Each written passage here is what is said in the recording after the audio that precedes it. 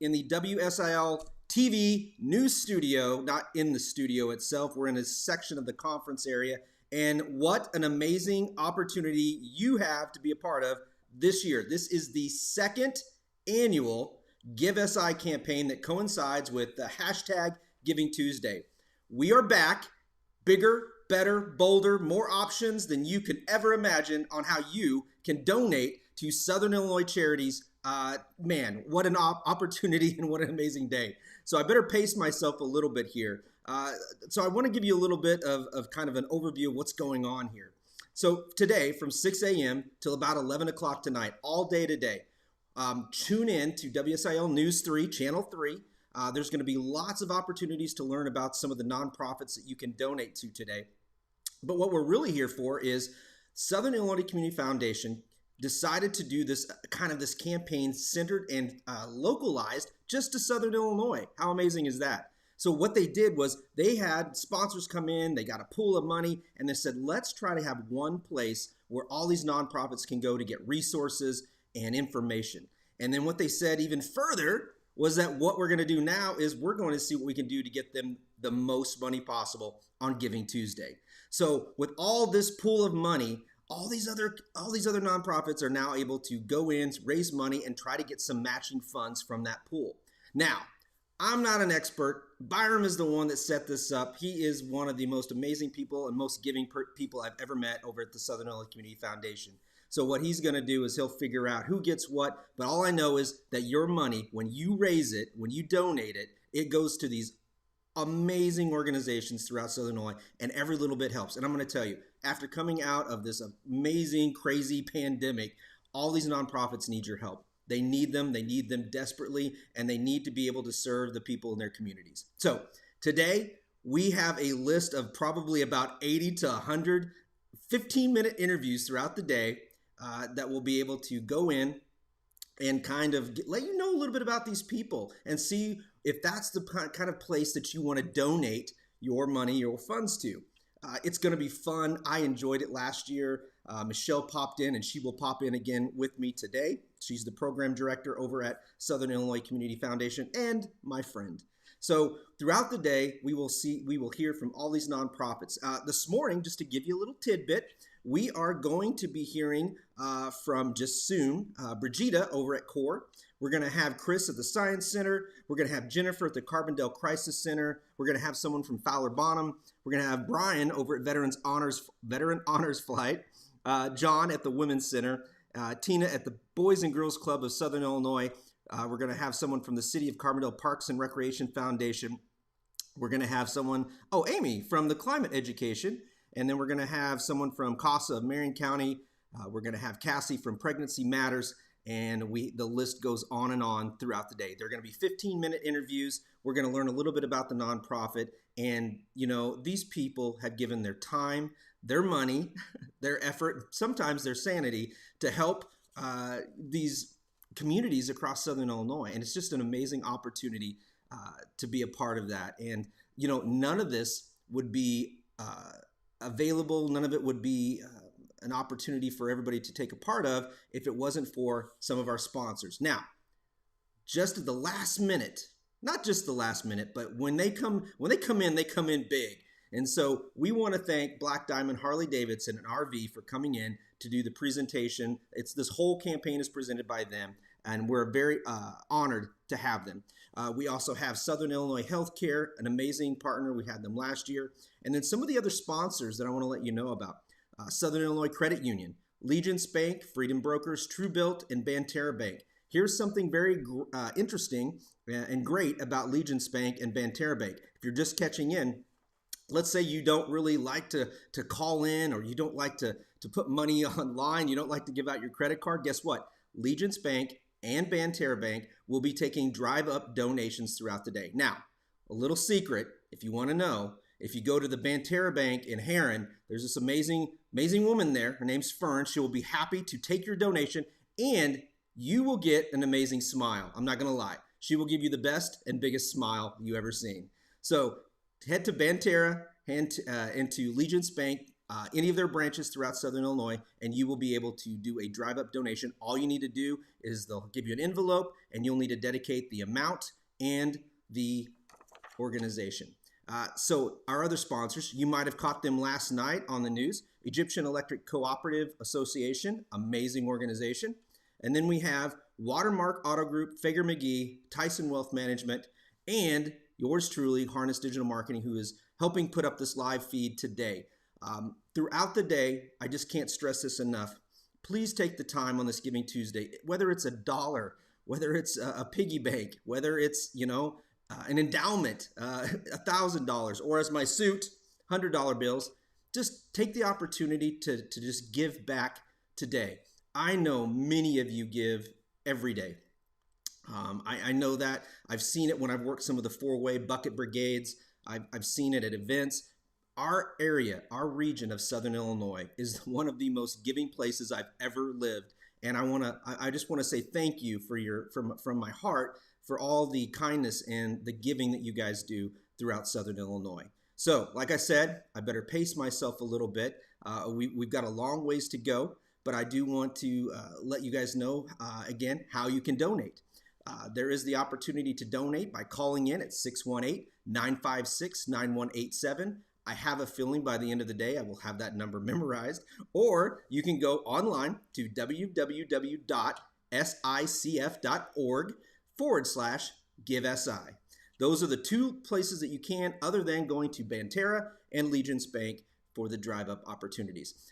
Like I said, we are live here at WSIL. We kind of went big this year.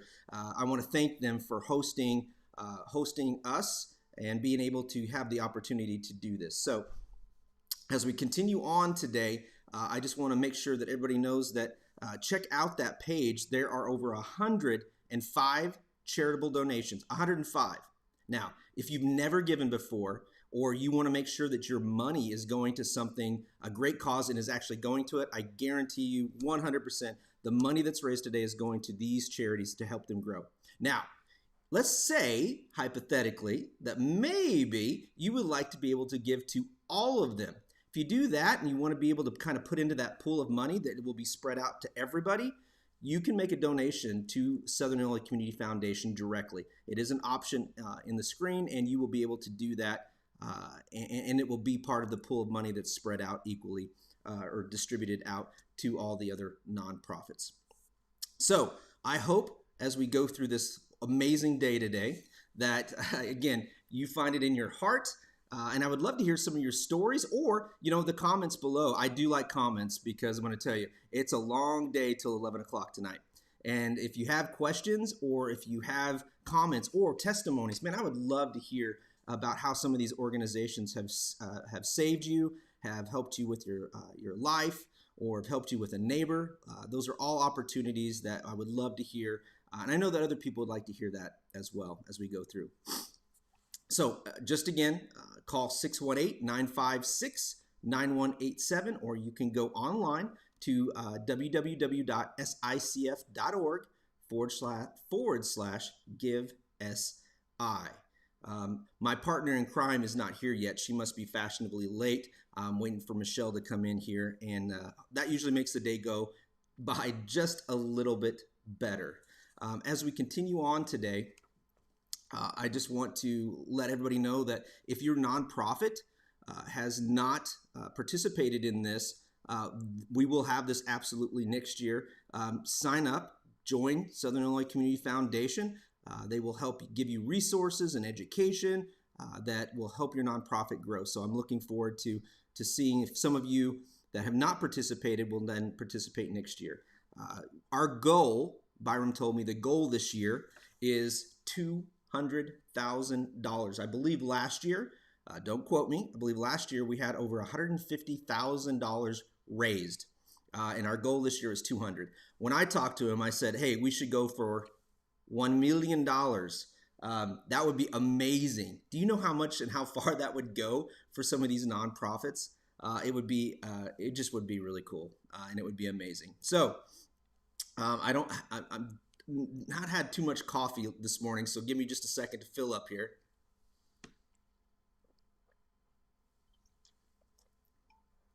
Let's see if we have anybody on here this morning. Those of you that are joining us, we are actually streaming on 3 different platforms on Facebook, and we are also on LinkedIn and Twitter. And so if you are trying to see here if there's a question. If you are willing and wanting to help spread the word, maybe you just can't donate. How about sharing these live feeds and sharing some of these stories with the people in your Facebook feed? That would be amazing. So let's take up the feed. Let's help our sponsors out, and let's show everybody how we can work collectively together throughout Southern Illinois to raise over $200,000 for these nonprofits. I'm trying to see here. Now, if I don't get to some of your questions, my software here that I use, I apologize. I think I can take questions mostly on Facebook. Whoops. I didn't want to do that. I apologize. Sorry about that. I am trying to get our, there we go. There we go. All right, sorry, I'm back. All right. Here we go. All right. If you have any questions throughout the day, please feel free to send a comment section, or you can call in if you want to learn a little bit more. And like I said, up today, we have Brigida, who is in the waiting room here for just a little bit. We might bring her in a little bit early. She's with CORE. We have the Science Center, Carbondale Crisis Center, Fowler Bonham, Veterans Honor Flight, the Women's Center, Boys and Girls Club of Southern Illinois, City of Carbondale Parks and Recreation Foundation, the Climate Education, CASA of Marion County, Pregnancy Matters, and Camp Beta. All those are coming up from now until about 9:15. Again, our sponsors, can't thank Black Diamond Harley Davidson RV enough, SIH, Southern Illinois Healthcare, SIU Credit Union, Legence Bank, Freedom Brokers, Tru-Bilt, Banterra Bank, Egyptian Electric Cooperative Association, Watermark Auto Group, Fager-McGee, Tison Wealth Management, and Harness Digital Marketing. All right, let's see if we got some, trying to keep a one-man show here. Let's see what we got.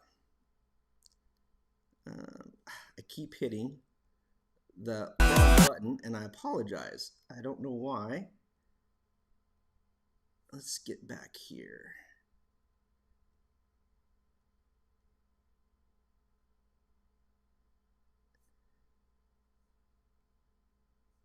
It keeps kicking me off, and I'm so sorry.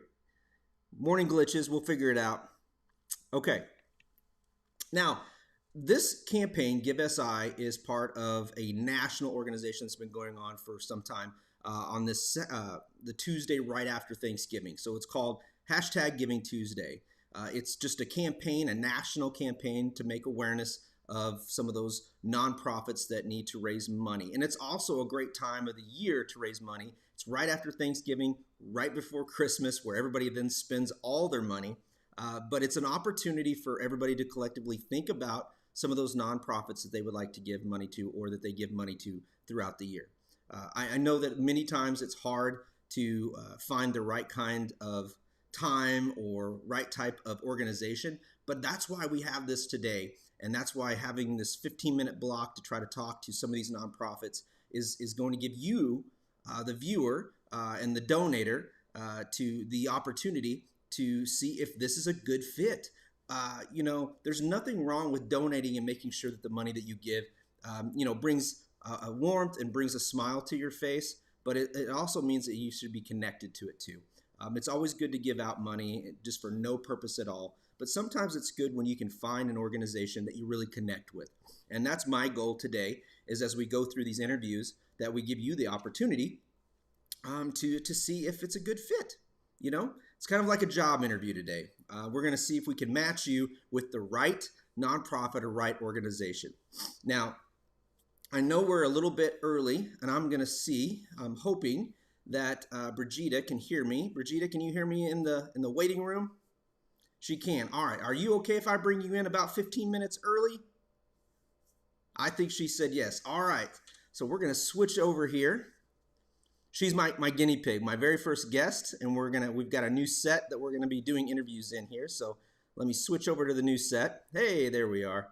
And then I'm gonna bring her in, and we'll see if we can't get her centered correctly on the graphic here. Move her up. Let's see if we can't get her. That's her screen there. We'll see if we can't move her up here. I always like when we get to get a new oh, there she is, and I actually accidentally moved her down. I'm sorry. I actually had everything figured out, and then I blew it. All right, so I'm going to take you off of speaker here. And there we go. Can you hear me okay? Yes, I can. Good morning. Good morning. Let me center this. I'm messing with stuff already this morning. There we go. All right. So not too bad for my first. Well, let me see if I can move that up. There we go. Not too bad. I got everything centered. And believe it or not, Brigida, I am a professional. I see that. So first off, good morning. I want to thank you for joining us for Give SI. And I would just tell people who you are and what CORE is about right off the bat. So I would like to start off by thanking the Southern Illinois Community Foundation and the sponsors of this program today for actually inviting us to be part of this program. We are elated and excited to actually raise funds today. So CORE is it is the mission of CORE to transform the lives of individuals who reside in low income residential housing wherever they see fit. We are committed to providing resources that will enable our residents to see their efforts are continued until success. We are the core of the process that will make efforts of our residents and further educate them on how to fully utilize available resources and insights that can be implemented into their day to day lives, enabling them to see the efforts that transform into personal growth. So when we're talking about your program specifically, Mhm. how does a person that's donating, what does their money go to specifically? Like how are they able to, when if someone wants to donate $100, where will that $100 go into some of those, what are some of those programs that it would go into? So we've got several initiatives. We have a backpack giveaway for when school supplies come out. We have a computer. We have partnered with PC for People, and we've given out more than 500 computers to residents in low income housing. Wow. Yes, we have. We're in the midst of doing a toy drive for low income housing residents as well for Aw. the December. Yes, for our December initiatives. So how many families or how many kids could be impacted by this program just within the next maybe year? Oh, so we service more than 1,300 families Wow. in the Jackson County region. Now, being realistic, how much, I mean, lots and lots, an endless amount of money could be helpful, but realistically, what kind of funds do you guys really need to generate yearly to really have an impact on 1,300 families? So we use a lot of resources where services are either donated. We use fundraising events. We've even started a small yard sale Oh, nice. to try and raise funds to also assist us with these activities and bringing residents to self sufficiency. So you're willing to do just about anything to raise monies to help your families. Yes, So yes. that's why you're excited about this year about being a part of this because this is a huge campaign with lots of opportunity to get your name out there. Yes, yes. Now, how many people work at CORE, or how many people are kind of running this ship? Oh, this is a new initiative that has been presented by the social service director of the Jackson County Housing Authority. She started this program based on her passion for providing resources to individuals. And me being the executive director of the Jackson County Housing Authority, I can only support her initiative by allowing her to develop this organization. So we're in our first year. Oh, Although we have made tremendous strides, because once you tell people what we're about, they want to help. They want to donate. They want to be a part of improving other people's lives. that's amazing. And so everybody that's kind of just catching in and just joining us on Facebook Live and all the other platforms right now, if you want to donate to CORE, to Brigida and the organization over there at CORE, dial 618-956-9187. I know that we're this morning we're kind of limited on our people that are answering the phones. So if you do get put to a voicemail, leave your message, leave the call. We'll call you back. But if you want to avoid that, you can go online to www.sicf.org/GiveSI. There is a donation page. You can scroll down. CORE, which starts with a C, will be probably fairly at the top, so it won't be too hard to scroll down and make sure that you give them a donation. And at this point, literally, it's a new initiative. Any funds that you can donate would be appreciative. And obviously, just a reminder that the more they raise, the more that they get part of that matching donation. So help them out at CORE. Brigida, look, I mean, she got up super early. Look how fashionably she looks. Those glasses, those red glasses are popping right there. So come on. And she's got $1 million smile. So you definitely, that alone should be worth the donation right there, that $1 million smile. So Brigida, you mentioned sponsors. You're very appreciative of that. Are there any other community areas that you'd like to kind of talk about that's been helping with the initiative that other people might want to be aware of that's working with you guys?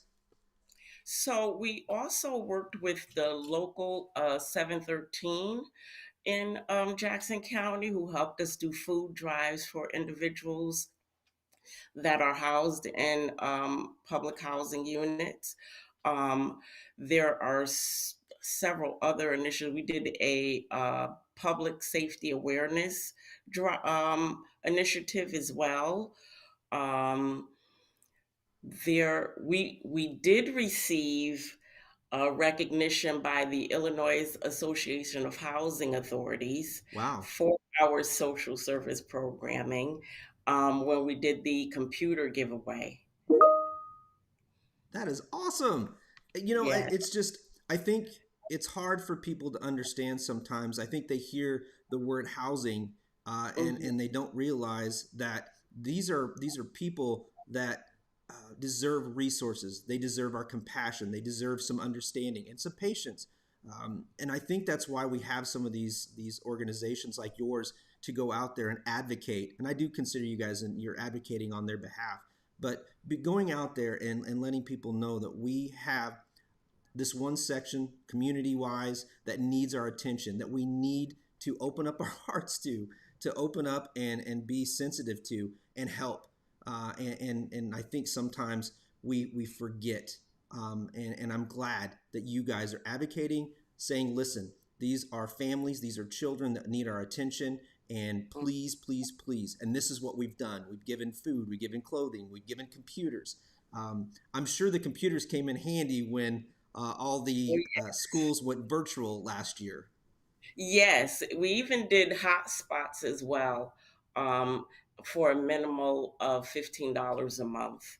Oh, wow. Um, yes, and we paid for this first 6 months of those services. We were able to get the funding. We did receive donations from other organizations, which also helped us to pull that program off. But we are really excited about the things that we are doing here and the things that we have coming up as well. What are some other things that you would just everyday normal people that go on with their lives? what are some things that you want them to know about the clients, the people, the families that you service? What, like a testimonial or something? What do you want them to go away with when they donate to your cause? So this initiative started with public housing residents, and then it moved on to Section 8 residents. And then we found that there was just a greater need in the overall Jackson County. And so when you realize that there are so many individuals in need of just support with their day-to-day activities, and then not having the knowledge of current resources that are out there for them, it just makes us want to do more. It makes us want to have those resources available readily for them and be the point of contact for them. So as we kind of wrap this up, again, if you want to donate to CORE, and I'll say Brigida because again, that beautiful smile. If you want to donate to CORE, you can call in 618-956-9187, or you can go on the Southern Illinois Community website, which is www.sicf.org/GiveSI. Scroll down on the donation page and you will see CORE, and you can donate any amount that you so see fit, and it will go to some amazing causes, for housing, for food, for clothing, and I'm sure you're going to continue or hopefully get some more grants for some of those laptops. Laptops are always going to be needed, Yes. especially for school. Oh, So we have several initiatives around that. Free Wi-Fi. We're hoping to get some Wi-Fi for those residents as well. Well, there you go. All the funds that they raise, you know what it's going to go to. You know that's going to go to families that really deserve and need it. And most importantly, I think it's amazing that you are providing resources to educate and let people know you're not alone. If you're in a Yeah. situation, if you need some help, don't despair, don't give up, don't give in, take action. CORE is the Yeah. place that you can go to and make that happen. So, Brigida, I just want to tell you, thank you so much for joining us. And actually, thank you for your patience this morning as we do this new layout and everything. And also, just thank you for the $1 million smile that you brought to me today. And I hope that we can raise some money for you. So please continue the fight and continue to go on. I'm really looking forward to seeing you do a lot more throughout the communities in Jackson County. Thank you so much. Thank you. And thank you for all of your support. You're welcome. Have a great day. You too. Bye-bye. All right. As you know, we just had Brigida with CORE. You can go to www.sicf.org/GiveSI, or you can call 618-956-9187. Go to the donation page. You can also scroll down. You'll see CORE and help those families with a lot of those initiatives. One of the things that I think that you'll see and hear today is that these are not just programs that are for one specific section or organization or of our community. It is for all types. I named off many earlier today. There's everything from passions like mine for veterans. There's to kids. We're going to have some later on the show that deal with our older population. There's just everything. Social. We have, I think Amy's coming on to talk to us about educating us on climate education. So no matter what your passion, no matter what it is that you're interested in, there is an opportunity to donate to it today, and to donate to it and have a bigger impact than you normally would. And like I said earlier, if you aren't quite sure on which one of these amazing organizations, if you feel like, man, I can't just pick one, you can donate to the Southern Illinois Community Foundation's pool overall, and that money will be distributed. That's why I like this program. That's why I love it. That's why I want to be a part of it and participate, is because it is hard to just pick one or a couple. When you donate to the Southern Illinois Community Foundation overall, that money is going to be distributed in that pool equally throughout all those other organizations. So that being said, we've got a lot going on. Life is starting to come alive here. Byram's over here in the back, and how's the news going this morning? It's going great. So, Yeah? Yeah. We're the current update is we're a little over $82,000. All right, there you go. The man, little over $82,000. We've got 200,000, or for me, $1 million. Like, I want $1 million. I don't think, Byron, you wouldn't be upset if we raised $1 million, would you? No, and every nonprofit in Illinois can certainly use that. Absolutely. So again, throughout the day, we can't thank WSIL News 3 enough for allowing us to be hosting us here live. And if throughout the day, we will have updates. There will be lots of commercials, lots of highlights on Give SI throughout. So tune to Channel 3. So when you go home, when you're at lunch, or if you're streaming online, go to Channel 3 and you'll learn a little bit more about Give SI. Tell your friends, tell your grandparents, tell your uncles or cousins, tune in to Channel 3 and get some more information. Now, if you're hip and cool and you're online, there you go. Stay with us throughout the hours, the many hours till about 11 o'clock tonight. And learn a little bit one-on-one with some of these nonprofits that we have throughout the day. So again, I want to go through and just thank Black Diamond Harley Davidson and RV for their sponsorship, their commitment to helping many organizations throughout Southern Illinois. Southern Illinois Healthcare, SIU Credit Union, Legence Bank, Freedom Brokers, Tru-Bilt, Banterra Bank, Egyptian Electric Cooperative Association, Watermark Auto Group, Fager-McGee, Tison Wealth Management Group, and Harness Digital Marketing. So if you, again, are wanting to make a big impact today, go to Give SI, right? Go to the page, sicf.org/GiveSI, and you can make a huge impact on many nonprofits over the years. So we just had Brigida from Core on. Up next, hopefully around 6:45. I did a little bit extra here, but about 6:45, we're going to have Chris from the Science Center coming up. So if you are a science buff and kids and parents, if you love hands-on activities, teachers too, then check out and see if Chris over at the Science Center would be a good fit for you to donate your money. The other opportunity that you would have, other than just donating money, is throughout the year, many of these nonprofits have monthly donations that you can give. And remember, these are nonprofit.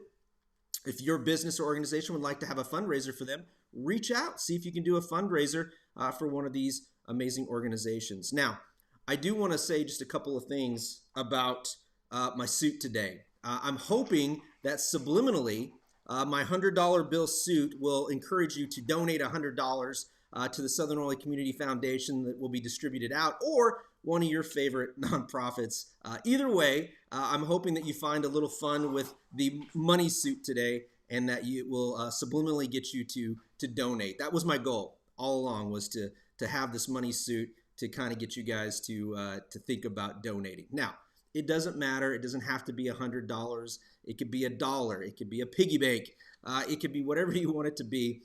But today is a day of giving. And I think my goal is just to help you find or pair yourself with a nonprofit throughout the day that speaks to your heart and that will get you to want to donate some time maybe or money to one of these amazing nonprofits. We have over 100 nonprofits participating today. The list is long, but they each and every one of them would love to have you a part of their organization, whether it's through donation, volunteering, or your time. So think about that as you're going throughout today. Let me see. Let's take an update here and see. I know some of you are watching because I see the numbers. So, I could use a little bit of encouragement here. It's a long day. And if you have questions, or if you want to see if we're going to be interviewing your nonprofit today, let me know. I've got a master list here and we can make that happen. All right. So the other way that you can donate today is if you go through Legence Bank or Banterra Bank, one of the branches, you can go in, get an envelope through the drive-through and say, I want to donate X number of dollars, and you put the nonprofit on there. You can then give that to them, and that will be a part of today's matching funds that will go out distributed for Southern Illinois community organizations. All right, I'm already feeling it a little bit, so I better fill up on some caffeine here. So give me just a second.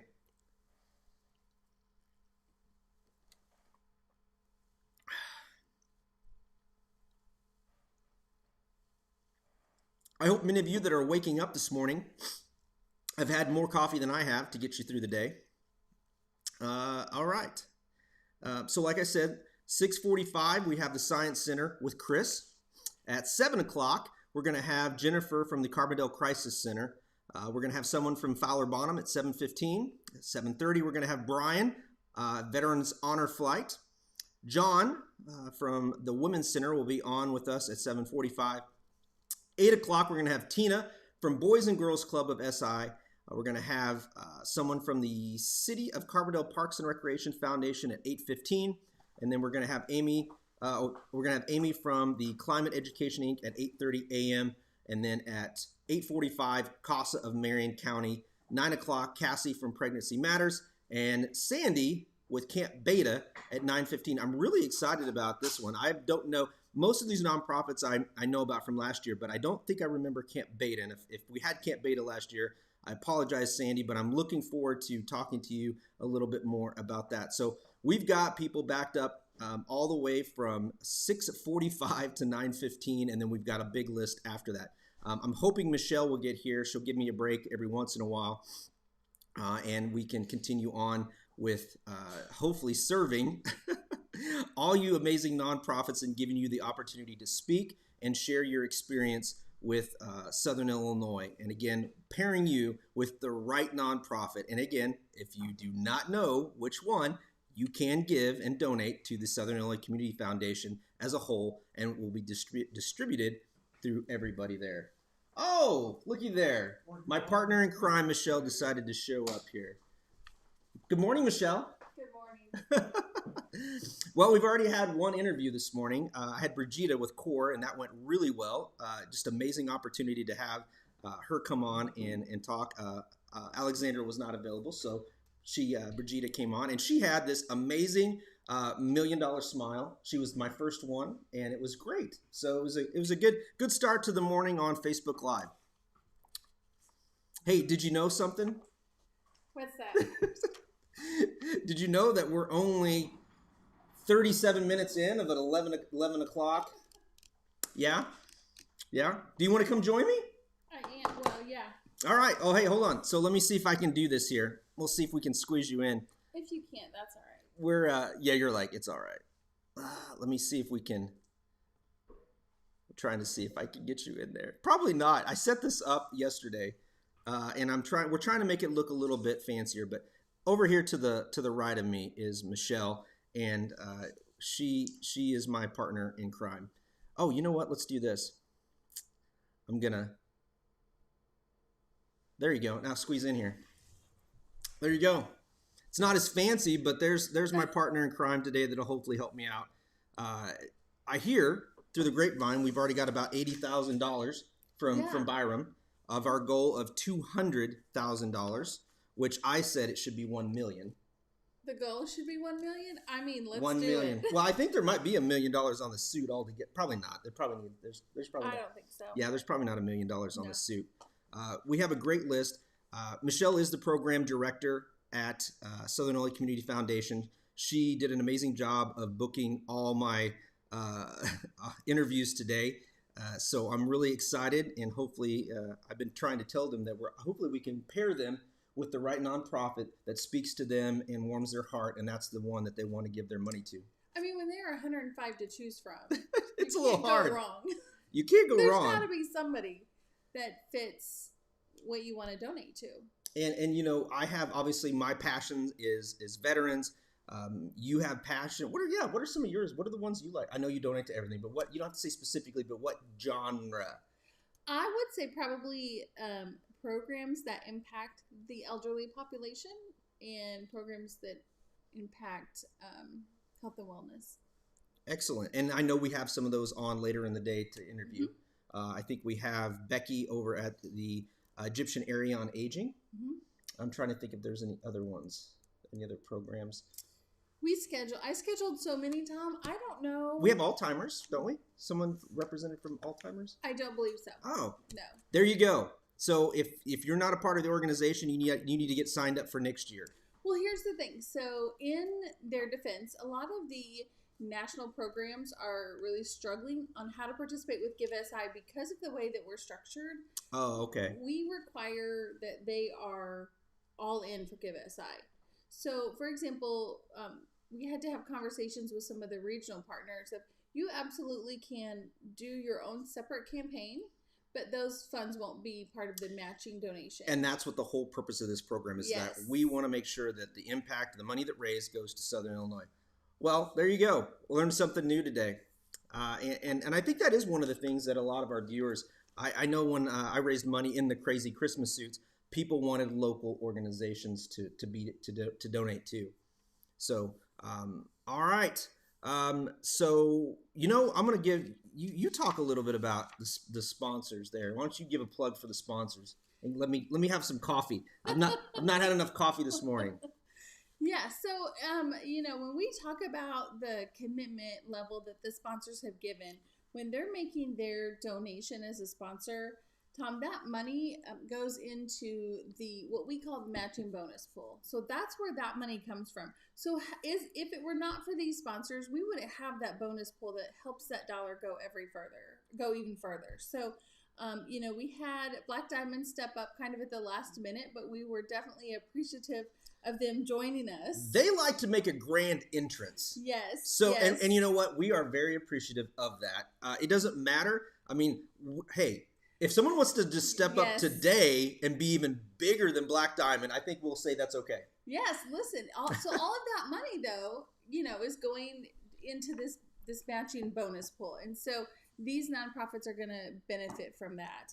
And so we had Shad here yesterday, and he loved my boots. I don't know if you knew that, but yesterday I wore really sparkly, fancy boots, and I think Tom about fell over when I walked in. They were amazing. They were sparkly, but they were something I wasn't expecting you to be wearing on that day. So yeah, definitely a shout out to Black Diamond. They're our presenting sponsor, and because of their sponsorship, we were able to double what we had in the matching pool from last year. So last year we were at about 22,000.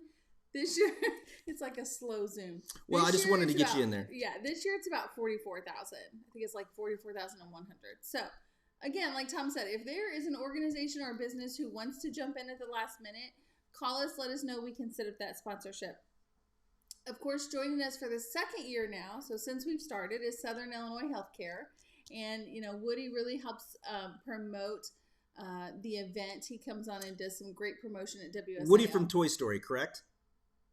Yes. How did you know that? I'm more of a Buzz Lightyear kind of guy. Yeah. No, he's fantastic. Yeah. And so, I kind of use his line that he started last year when he says I think it's Southern Illinoisans support Southern Illinoisans. And when I heard that, it really was like, that is what Give SI is all about. So we're very thankful for them. Of course, we have a couple bank sponsors, and several of them are doing drive-through drop-off location. I've been plugging them all this morning. So if you didn't want to donate online, rather than mailing a check, you can always drop it off at one of the banks. So you can drop it off at Legence Bank or Banterra Bank, and most of their Southern Illinois locations are accepting donations. So you can do that as well. I'm actually partial to the one in Heron. Really? Yeah, I like the one. I told them that if they stop off in Heron and ask to donate to Fern, to have her, that they will get the best smile they'll have all day. You know what? They will. They probably will. That is 100% true. But we do have all the branches at Legence and Banterra are taking those donations today. So please drop. And if you don't have money, guess what? You go to the bank. It's right there. Well, I mean, you're at the bank. You're at the bank, right? So it's perfect. Yeah. The other thing that we have to talk about is the fact that it's just another way that donors can donate. We've really tried to make this as easy as possible. Like there are so many options to donate. And Tom had a great idea. Hopefully we can do that next year too as well. Last night we heard from Freedom Brokers, and so tonight I think we'll hear from Tru-Bilt. So stay tuned on WSIL. We'll hear from them as well. And then we had Brooke here from Egyptian Electric last night as well. So all of these sponsors are making this commitment to make your dollar go even further. Watermark Auto Group, Fager-McGee, Harness Digital Marketing, and Tison Wealth Management. And probably I shouldn't say the most important one, but one that has the biggest impact on us today is WSIL. Thank you for hosting us, and thank you for allowing us to take over your conference room, and for all the time that they are dedicating to Give SI. I mean, from the interviews, the graphics, I mean, I feel like I'm just like a high school project here. They've gone above and beyond, so we just can't thank all the people, the staff, the team at WSIL, even the camera guy over here that's in the back. Yeah, what's your name? I'm Stefan. Stefan from, Frozen, right? That's Stefan. Oh, you're not a Frozen fan? I don't. Yeah, Stefan. What's the guy? You don't watch. You have kids, no? Stefan from Frozen. I feel like as soon as you said that, like my mind went blank because I know that's not right. Sven, right? Oh, it's Sven. Sven. Oh, okay. Sven. Well, all of them have Right? been a great host, even Yes. Stefan. Yes, and as you mentioned, WSIL has opened up their conference room to us all day today, and then we were here yesterday. So you think at some point they're going to be like, we're not going to let Michelle and Tom back in? I think they're going Like- to say we're not going to let Tom back in.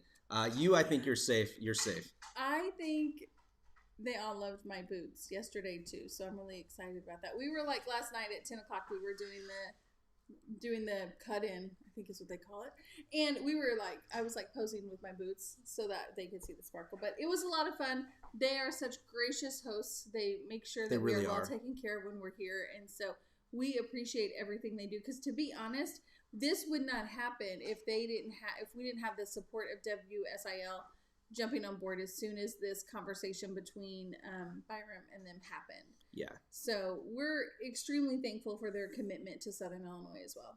All right. It is 6:46. I don't have anybody in the room. I was hoping we were supposed to have Chris. I'll let you take a look. But in the meantime, I'm going to center this back here real quick. I'm going to go on, and what we'll do is I'll tell you guys a little bit about what we have on the Science Center. And I know many of you have probably gone to it. All right. So we'll get this back here. I kind of scooted over a little bit, but that's fine. All right. So when you go to the page, when you go to www.sicf.org/give-si, it takes you to this page right here. Now, you're going to hear us talk about many nonprofits, and if you want to, you go to the donate. Go right here. You're going to go to the donate to Give SI nonprofits, and it will take you to this page right here. Now, let me see real quick if I can move so I don't block anything. I'm going to move myself out of the way here. There we go. So it takes you to the very first list or link, which is the Give SI, and it says help all of Southern Illinois. This is if you can't figure out how much or who you want to give to. You can see right now we have $1,295 funded in there. And as you go down, you'll start to see all the other nonprofits and what is being donated and what they're requesting. And some of them have been amazing about what they're looking for. And I think that's the key, is that people want to know exactly where their money's going to. And this is going to be an opportunity for that to happen. So let's go down. These are alphabetical. Is that correct, Michelle? So yes and no. They are sorted by category. So animal welfare, homelessness, food security. So they're done by category, and within that category, they're alphabetized. Okay. So what you could do is you could use this, if you know that there's one specific that you would like to donate to, you can search for them in the search bar and they'll pull up. You know what? Look, there's Core from this morning. Mm-hmm. So I probably need to go up because I might be scrolling down because there's a lot. So let me go back up to the top and listen to you. And we will go to the top. That would be shocking, Tom. I know, right? All right. So let's see what we got here. Science Center. There we go. We're going to go there. And so here's for the little bit more information about the Science Center. And it says the Science Center is a hands-on children's museum with any array of exhibits to explore. We also offer programs such as grown-ups, night out, camps, birthday parties, field trips, and more. The Science Center is dedicated to the awareness and exploration of hands-on science for children, from infants, which I didn't know that, to teens and their families in the Southern Illinois area, plus big kids like myself and you, right? Yes. And then the grant request is $3,000. Right now, the unfunded amount is $2,700. So they need $2,700 more. So if you are a science fan or you have friends that are definitely into that hands-on, and it is great. I've been there. There's some really fun exhibits and things that you can go and do hands-on. So it's pretty awesome. But you can go here and donate to the Science Center specifically. So let me see what we look like here. I'm going to leave that up and kind of give everybody the opportunity to take a look at that right there. Now, so we have been talking to Chris, and I don't know that the Science Center is open right now, but I have had several of my girls' birthday parties at the Science Center. So it's always a lot of fun. They just have a blast in there running around, and the kids can look at all the different things, and they usually have an animal or two in there, so it's kind of fun. But so we talked to Chris. I talked to Chris yesterday, and so maybe he'll be able to jump on even if it's a few minutes late. Well, I hope so. Yeah. But yes, so being able to promote the Science Center, because they have a fund with the Community Foundation as well. So they've got an established relationship with us. We have worked with them on a few different things, and so we're excited to have them participate. They were with us last year, and so just being able to have the Science Center join us for Give SI was exciting. We'll head back to that screen in just a second. We're going to see if we can get Chris on here this morning. Let me scoot you back there. I'm a little hurt. There was a couple of birthday parties at the Science Center I wasn't invited to. This was before we were friends. Okay. So, okay. I mean, my kids are older now, so they're teens. They don't really have birthday parties. I was told it's not really the cool thing to do anymore sometimes, so. I know, they just want cash money and go to the mall and spend it. Yes. Or an Amazon gift card. That's all it's about now. That's all it's about. So now this would be an opportunity to you can make a donation on behalf of your kids that are no longer teens. You could support or maybe donate to have someone else's birthday party to make sure that they have the Science Center so they can go to it. And you know what else? If I remember correctly, I think they rotate those exhibits out yearly or fairly frequently. Mm-hmm. So it's not like you've gone once and you've never, you've seen everything. You can go there at least 3 or 4 times or more, and then next year it's a whole new exhibit. So yeah, I'm not gonna lie. I mean, I have fun going too. It's a good family environment. Oh yeah, and it's totally safe, and it's fun. But yeah, I think when they reopen, it'd be really nice to have that. So I wanted to tell you, I didn't print out my list, so I'm going to have you write some of this down as we get back. But I made it all the way to 9:15. You did fantastic. What I think I'm going to do is move that laptop over here so that I can see right here. Perfect. Like I have my own little area. Yes. Excellent. So if you're just tuning in, let me snag my cheat sheet. If you're just tuning in, there are 3 different ways that you can donate today to any of these nonprofits that we'll be interviewing and talking about, or that you might be seeing on Channel 3 today. You can go to www.sicf.org/GiveSI. First take, I didn't blow it that time. Or you can, yeah. And I'll have the phone number memorized by the end of the day. Or you can call in to our live phone call, which right now is Byram as we fill up the day. But Byram is just sitting over there. He is ready to take your call. Actually, he's ready to take your $1 million phone call. And I think there might be a phone drop, maybe a heart attack over there if you call in with $1 million. But either way, even if it's $1, Byram's over there ready to take your phone call from 618-956-9187. The other way that you can donate today is to do the drive-through at Legence Bank and Banterra Bank at all their locations. I think some of them have special envelopes, or if you pull up and say, hey, I would like to donate to Give SI, they are prepared. And if you do not know which of these amazing 100 plus charitable organizations to donate to, you can say, I want to donate to the pool, and that money will be distributed out to all the other nonprofits. But if you do know one of the ones, just tell them, write the name down, and that money will go in and help them with their program. So today is about giving. It's Giving Tuesday. It's #GiveSI. Help us out. if you're seeing this stream or if you have a nonprofit, share their donation link, share their page, go to their Facebook page. Let's light up social media with nothing but Give SI in our region, and let's have a huge impact and make over $200,000 today. Let's raise that. Well, we can do it. Well, I know we're going to do it. We are already off to a good start. We had last night when I left at almost 11 o'clock, I think we were up to $35,000 that have been donated. So within 4 hours, that's a lot of money. It is pretty crazy. Oh, hey, Michael, thank you for being the first person. I'm not going to make it today unless you don't ask questions or you kind of keep me going. So Michael is the first one to on Facebook to post, and he said, I did some giving for Toys for Tots yesterday. Thank you. You know, this isn't always about the money, and it's not about even just everything. It's about time and what you feel. And Michael, thank you so much. Mike's, man, he is a great photographer. He does some amazing photography in Heron and everywhere, and especially some events, but he's got a huge heart, and we are very appreciative. So Michael, if you know other people, help us spread the word today, brother. Help us spread the word about these nonprofits, these live feeds, share them. Whatever you can do, just let people know and encourage them to donate to Give SI.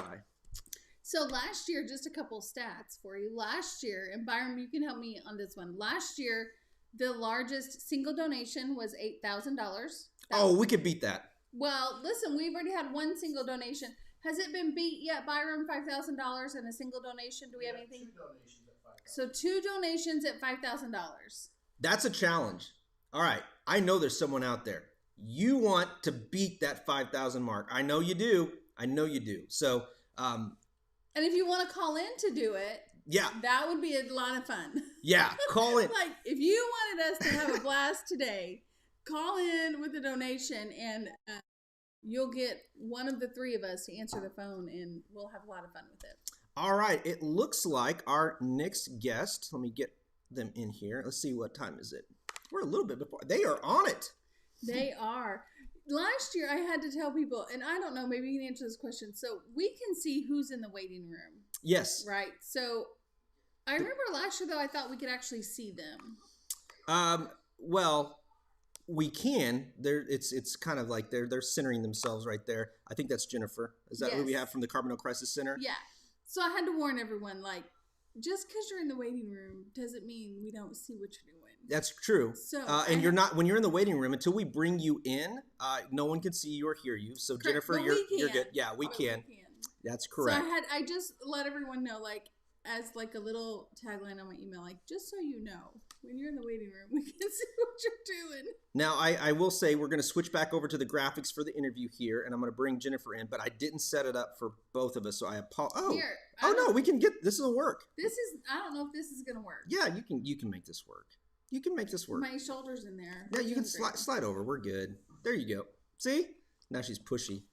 Okay. Let me move that way. There we go. All right, so Jennifer, I'm going to bring you in here in just a second. There we go. That's perfect. That's perfect. All right, hold on a second. I've been working on making this much better to use. So give me a second. Get her centered here. There we go. Jennifer. And then we'll try to, if you can pull your camera down a little bit, Jennifer, that'd be great. We could hear you. See how our signal is this morning. Might have a weak signal. There we go. I'm not quite sure if we're going to have a steady signal here, but can you hear us, Jennifer? Oh, looks like we lost her. Well, we'll give her just a second to see if she comes back in. So Jennifer is with the Carbondale Crisis Center, and oh, she's back. Hold on a second.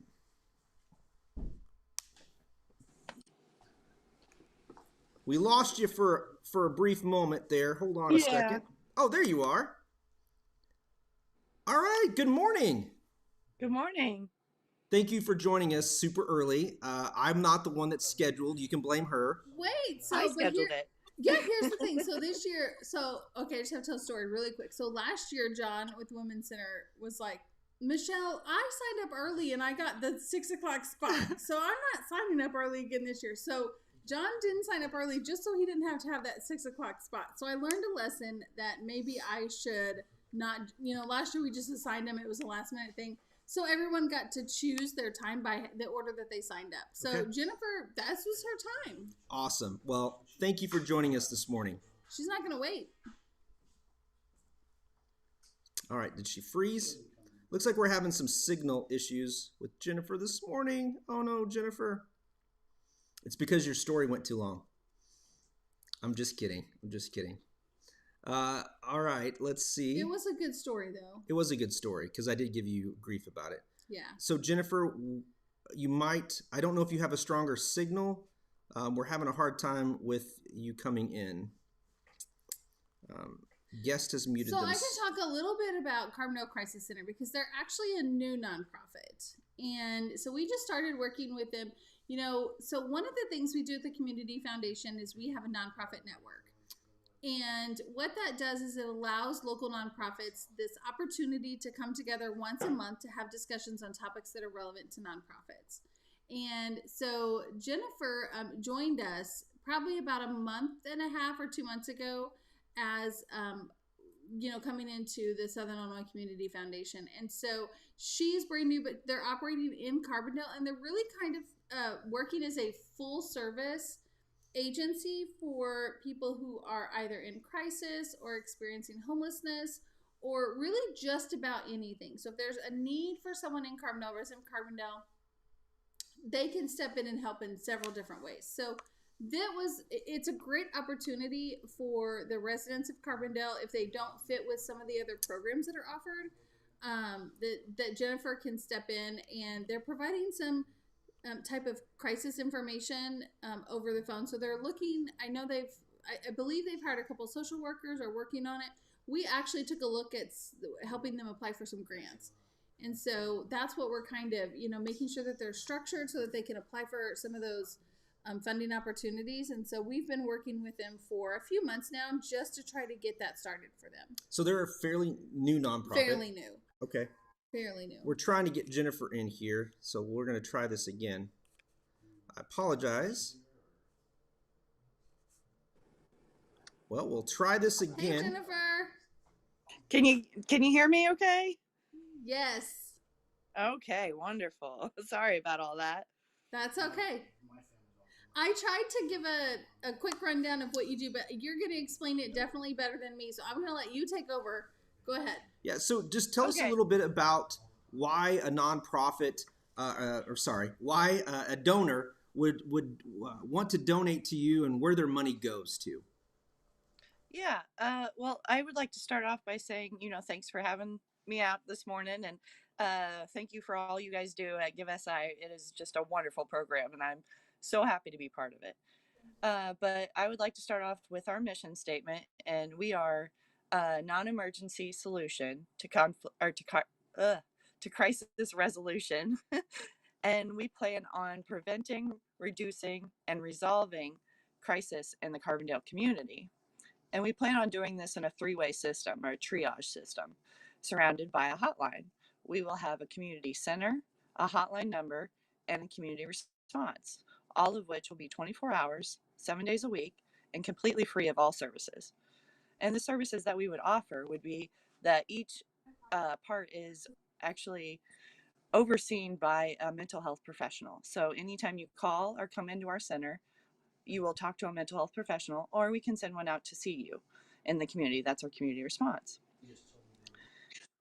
And as far as like where the funds would go, we're really trying to get started. So we're really needing the funds to set up a building and actually get some mental health professionals in there to work our phone lines. And as well as, filing all of our paperwork to get tax exempt and have everything legit with the state. And but yeah, really most of the funds would be going to opening up our building and getting staff in there. That's amazing. This month is Movember. It's where men are supposed to grow their mustaches out, which I've been doing for the month of November to bring awareness to prostate cancer, testicular cancer, but also mental health. One of the things that men are very bad at is asking for help. And I will tell you that I have used services. I think the mental health part is, if you say I've gotten mental health services, it has a negative connotation. But when you really break it down, our mental health is so important to our everyday use. So people don't know the struggles and how hard it is. And not that it's harder for one or the other, but we know statistically men do not reach out and get counseling like they need to help. And especially those that might be veterans or firefighters or police. So I'm very appreciative of what you're doing. And I'm hoping that part of your initiative and your mission statement will get us stubborn men to call in for help. So do you hope that's one of the missions that will get accomplished? Yeah, actually, our other co-founder is really big on dealing with toxic masculinity because he has personal invested in it because of his mental and health conditions and things like that. So yeah, that is definitely a big thing for us, especially I think a lot of times the issue is people don't understand what a crisis is. And it's really actually quite simple. It's the meaning of a time of great danger or difficulty or doubt when it intersects with problems that must be solved or important decision that must be made. And when you have those two things conflicting, that's when you have like real crisis or real trauma. And everybody can say that they've had that. I know I've doubted myself and had issues of trying to make important decisions when it seems like I couldn't do it on my own. And I think that's really what's missing here in Carbondale is that this need for someone or a group or an organization to really get into the community and really get people to the correct programs that they need to be, because we have so many great programs in Carbondale, like with the Women's Center and the Warming Center, and you guys, everybody does just such a great job. It just seems that people are still falling through the cracks, and that shouldn't be the reason, or there shouldn't be a reason for that. With as many programs and everything as we have, that people should be getting the help that they need. And that's really what we want to do, is we really want to make sure people get the help that they need. Absolutely. And if you are just joining us, real quick, this is Jennifer with the Carbondale Crisis Center. If you want to donate to the Carbondale Crisis Center, you can go to online to www.sicf.org/GiveSI. You can call in at 618-956-9187, or you can go to one of the local banks at Legence or Banterra, do a drive-through and say, I would like to donate X number of dollars. I'm sure she would love $1 million too. I keep throwing that number out today, but I'm hoping to just maybe we'll get there. If we just say it, we'll get there. But those are 3 opportunities that you can do to donate today to help Jennifer over at the Carbondale Crisis Center. So when you get up and running a little bit more and you get more invested in the community, where do you hope you see this program in 3 to 5 years? What do you hope? What kind of impact do you want to have on the community? Well, we're actually hoping that we're up and running in July 2022, because that's the same time as the initiative for the 988 rolls out. And I don't know how familiar you are with 988. It's the alternative to 911, and it's the new emergency hotline. It's a national hotline. They just passed that. Is that like the last couple of weeks or so? Yes. Yeah. I don't know much about it, but I have heard it. We want to get in on the ground floor because there aren't a lot of local people that are doing what they need to do, as far as like the community response being 24 hours, having a stabilization center, things like that. So what we'd like to do is really get in with, start out at the same pace as they are going, so that we have our hotline will be connected to the 988 hotline, and that all the initiatives that they're passing down nationally will fall somewhere in between us or the other organizations that are here, so that we can all be connected. Oh, looks like we lost Jennifer again. Sorry about that.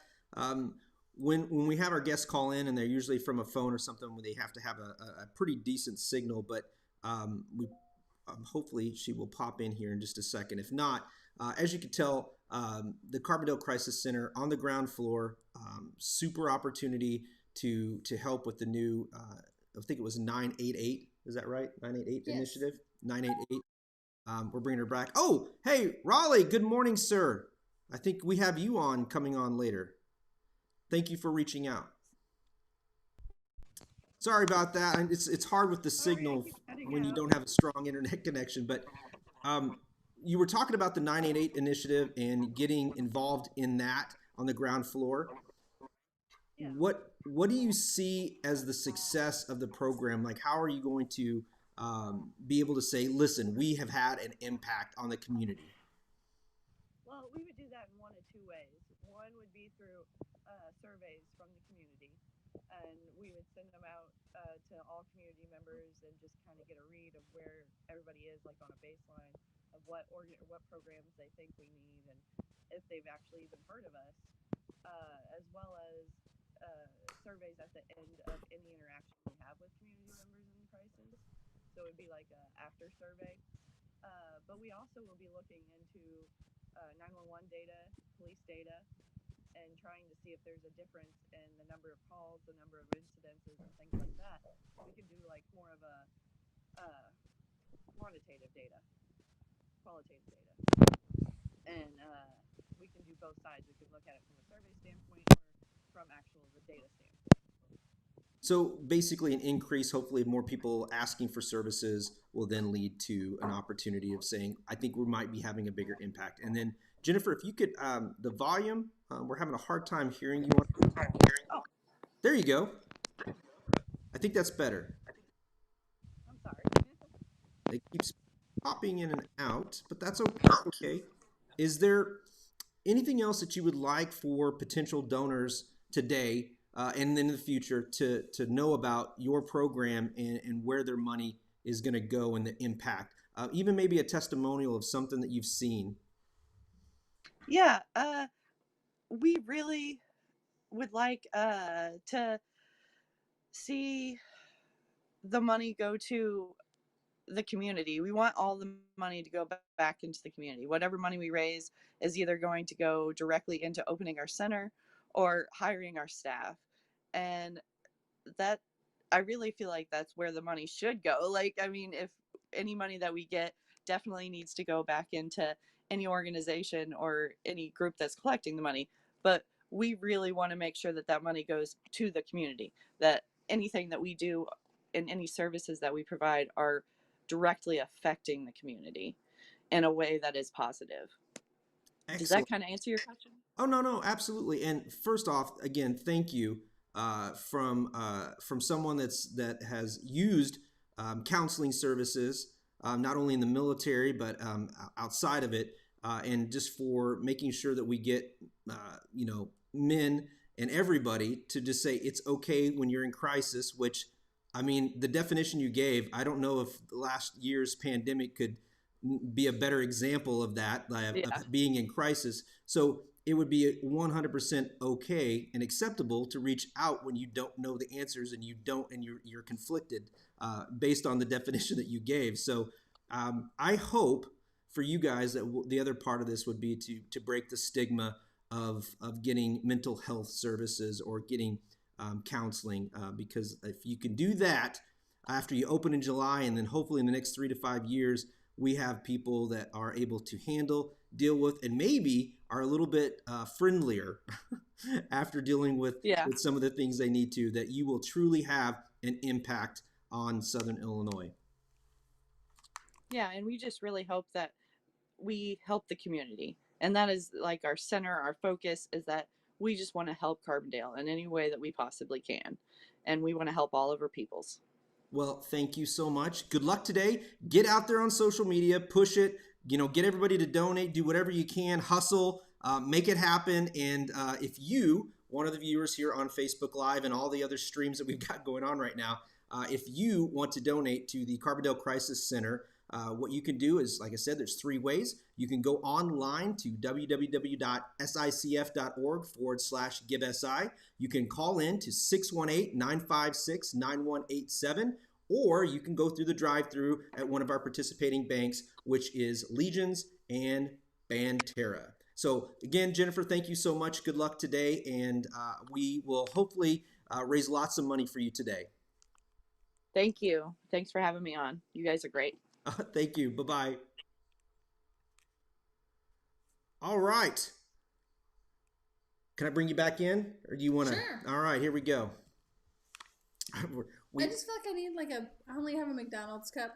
Well, of unsweet tea. I feel like I need a cooler cup. I am nursing my coffee. If you notice, I brought 3. There's 3. One's finished, and I've got 3. This is the one that my daughter got me, so this one's a little bit special to me. And it says, "All you need is coffee," and friendship. I think it's going to take water, coffee, friendship to make it through today. Yes. You know what I like about Jennifer over at the Carbondale Crisis Center is the fact that she's addressing head on some of the issues that we know that are out there, and one of those being the mental health services. And it seems like we're still dealing with, Michelle, the stigma. When you say mental health, it puts up, oh, there's something wrong with that person. And I'm hoping, like I said, is that she'll be able to work and understand that people do need counseling. People do need to talk. And if we don't do that, I think maybe that might be our problem. Maybe we just need to make it mandatory that everybody in America has to get mental health services. What do you think? Let's do it. All right. There's an initiative. Byram, you need to raise us $1 million for that initiative, okay? He's over there like... Just add $1 million to what we're already trying to raise. Is no big deal. We got this. We got this. But it is important to make sure that we take care of our mental health as well, as long as our physical health as well. So, again, let's take a run through, and I want to thank, first of all, WSIL News for allowing us to be here live at their conference studio. We're going to call it their conference room studio to help kind of streamline everything. We're here with Byram and Michelle, and we've got all the resources that we need, and they have been a huge advocate and supporter of Give SI, and they will be on Channel 3 today playing in videos and commercials to get you guys out there and hopefully supporting this amazing initiative to raise over $200,000, or my goal, $1 million. So if we make $1 million today, I'm going to retire. Listen, I will say in some of the bigger counties in Illinois, so giving days aren't really new, right? So First, listen, giving days are not really new. They happen, some of them coincide with Giving Tuesday, some of them don't. Some of them just are in May or whenever, they want to do them. But there are giving days of some of the bigger counties in Illinois that do raise over $1 million. So it's not impossible. The Southern Illinois Community Foundation serves the lower 17 counties. So we have 17 counties that need services. Exactly, that need services that these nonprofits are coming from. So these aren't just Jackson County, Williamson County. We have several from other counties as well. And so the impact or the reach is just far. What you're able to do by donating on Giving Tuesday makes a huge difference to these nonprofits. And when you say 17 counties, when you start to put that in perspective of 105, we probably are not even touching the surface, are we? There's probably a lot more services that could benefit from not only just being a part of your organization and the resources that you provide in the education, but just the Giving Tuesday campaign. So when we talk about 105 charitable organizations, one thing that we don't mention is that, for example, the Southern Illinois Food Pantry Network is one of the organizations, and they serve 95 food pantries. Oh, wow. Or more. So looking at that number, we're at, there's 200 different organizations or funds or scholarships or charitable causes that you can donate to. So the Southern Illinois Food Pantry Network is one where, and I think Tony will be on later to talk about it, but that services almost 100 food pantries. So when you add that to what we're doing, there's a lot of opportunity to change the impact in your community. Absolutely. And again, none of this would be possible without some of the sponsors. We can't thank Black Diamond, Harley Davidson, and RV enough. Southern Illinois Healthcare, SIU Credit Union, Legence Bank, Freedom Brokers, Tru-Bilt, Banterra. We got Egyptian Electric Cooperative Association, Watermark Auto Group, Fager-McGee, Tison Wealth Management, and Harness Digital Marketing, making this happen. On top of all that, the volunteers and the people that have committed extra time to all this. So I want to give a big shout out to Byram and you for dedicating your time and efforts to making this this happen. I know that this initially started with this guy over here. I think he wanted to do this whole campaign, and it seems like when he throws his weight around, things happen a little bit. And he throws it around. Yeah, see, he's doing his Chris Farley impression over here. You can't see it, but he is. It's not that bad. It's not that bad.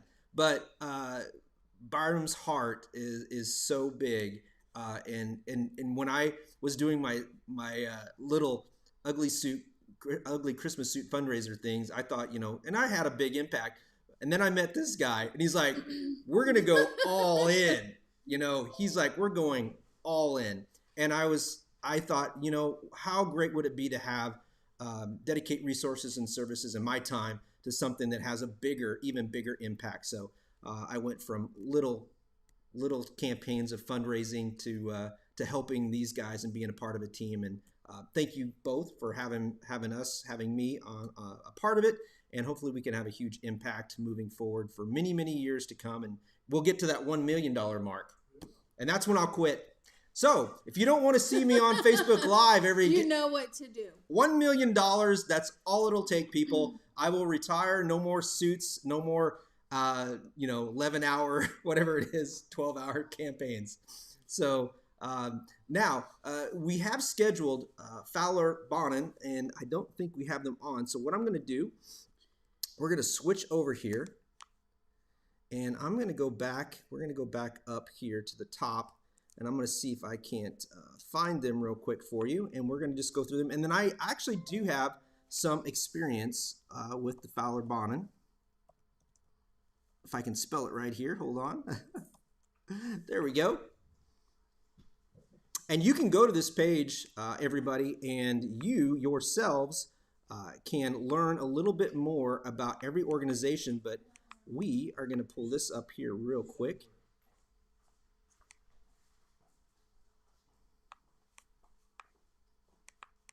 See what we got here.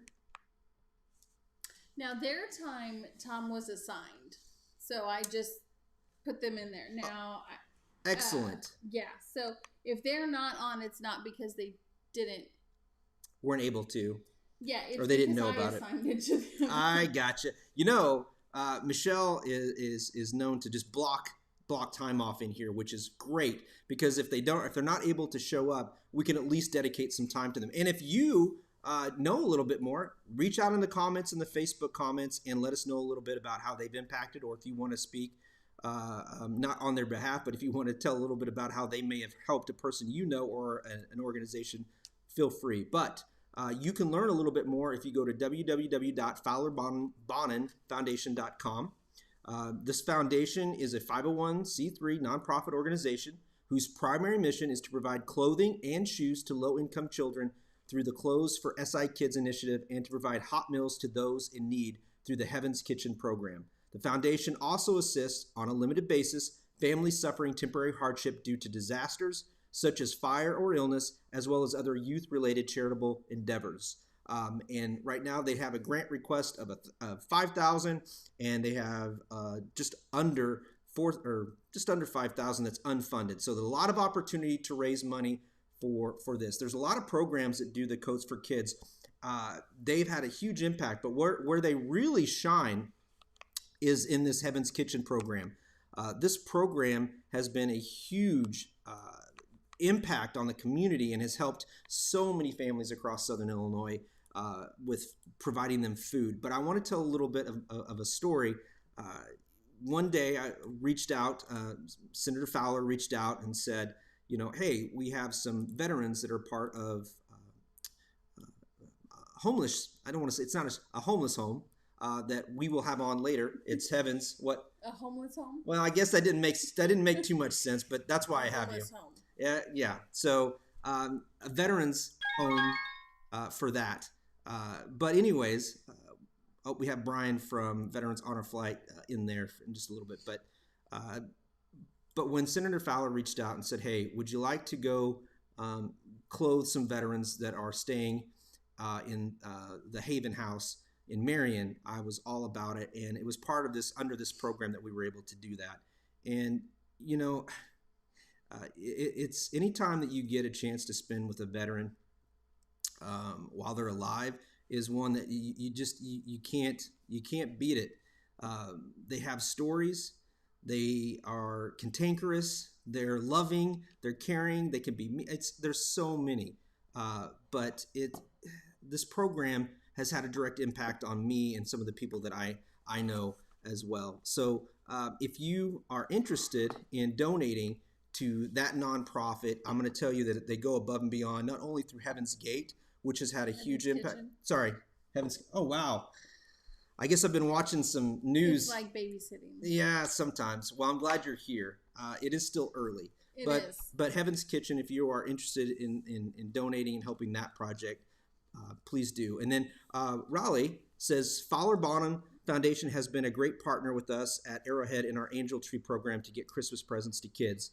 They also provide many meals to our residential clients for Thanksgiving through Heaven's Kitchen. Let me see if I can add Raleigh on there real quick. There we go.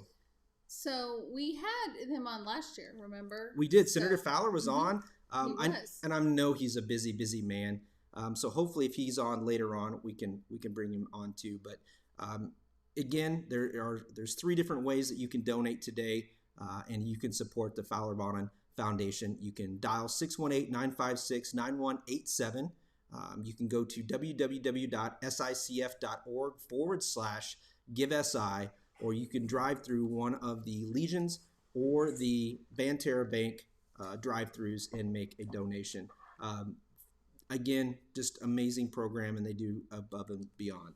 All right.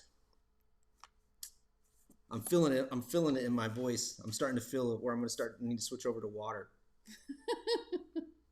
Chris sent me an email from the Science Center. I guess he was having some internet trouble because it sounded like he was at the mall maybe, and there was no internet. So hopefully we can try to bring him back on later if we've got a few minutes somewhere in the schedule. Oh, absolutely. Then we can try to do that. And Raleigh, thank you again for letting us know a little bit of a testimonial and a personal experience with you on that. All right, so in the green room, we have Brian with Veterans Honor Flight, which I'm glad you're here because you know I'm going to be completely biased, Michelle. And I have to be, I try not to be, but I will be completely biased. So Listen, you go. There's a benefit for you and I being able to do this, so we kind of get to be. All right.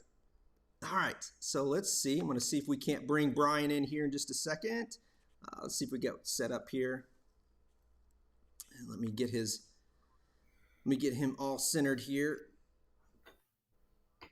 There we go. Good morning, Brian. Big man. Good morning. How are you? I don't feel centered. You're not centered. If you can adjust the camera over a little bit, that'd be great.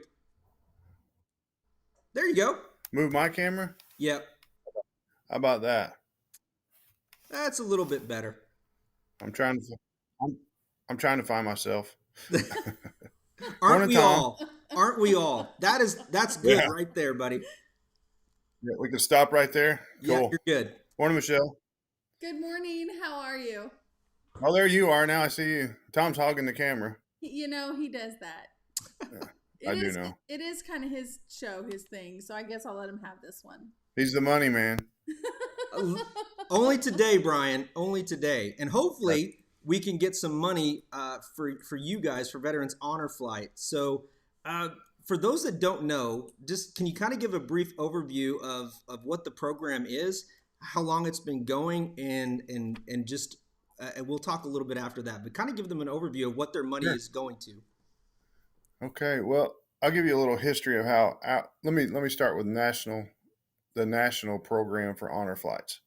There's a National Honor Flights or network that is the managerial entity of honor flight hubs, and there are currently over 130 hubs in the United States. We are just one of 131. Each hub functions independently from the national network, but we have to follow their bylaws. So everything we do has to meet their criteria, but we're on our own to raise our own funds, run our own program from top to bottom. So back in 2016, I was working at the veterans home down in Anna. We seem to be locked up, Tom. Are you Uh-oh, I can see you're fine. Got you. We can hear you just fine.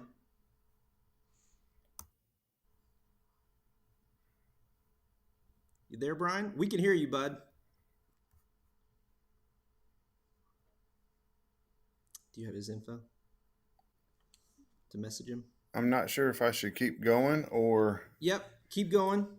I can't hear you guys. Sorry. You are good. I don't know if I can message you through my software here. You're good.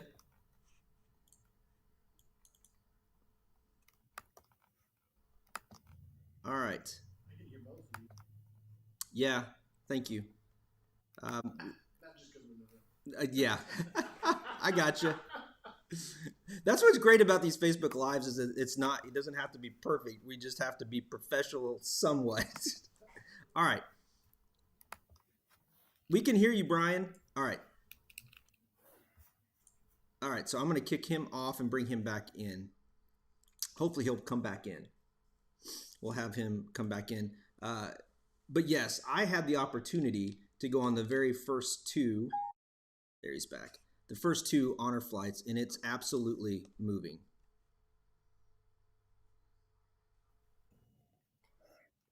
Are we back? Yeah, we never lost you. You were fine. You kept. Oh, wow. You were. I'm great. sorry. I locked up on this end and I'm just having a conversation. I'm like, I don't know if I'm talking to myself or not. No, So you were great. all right. Sorry, everybody.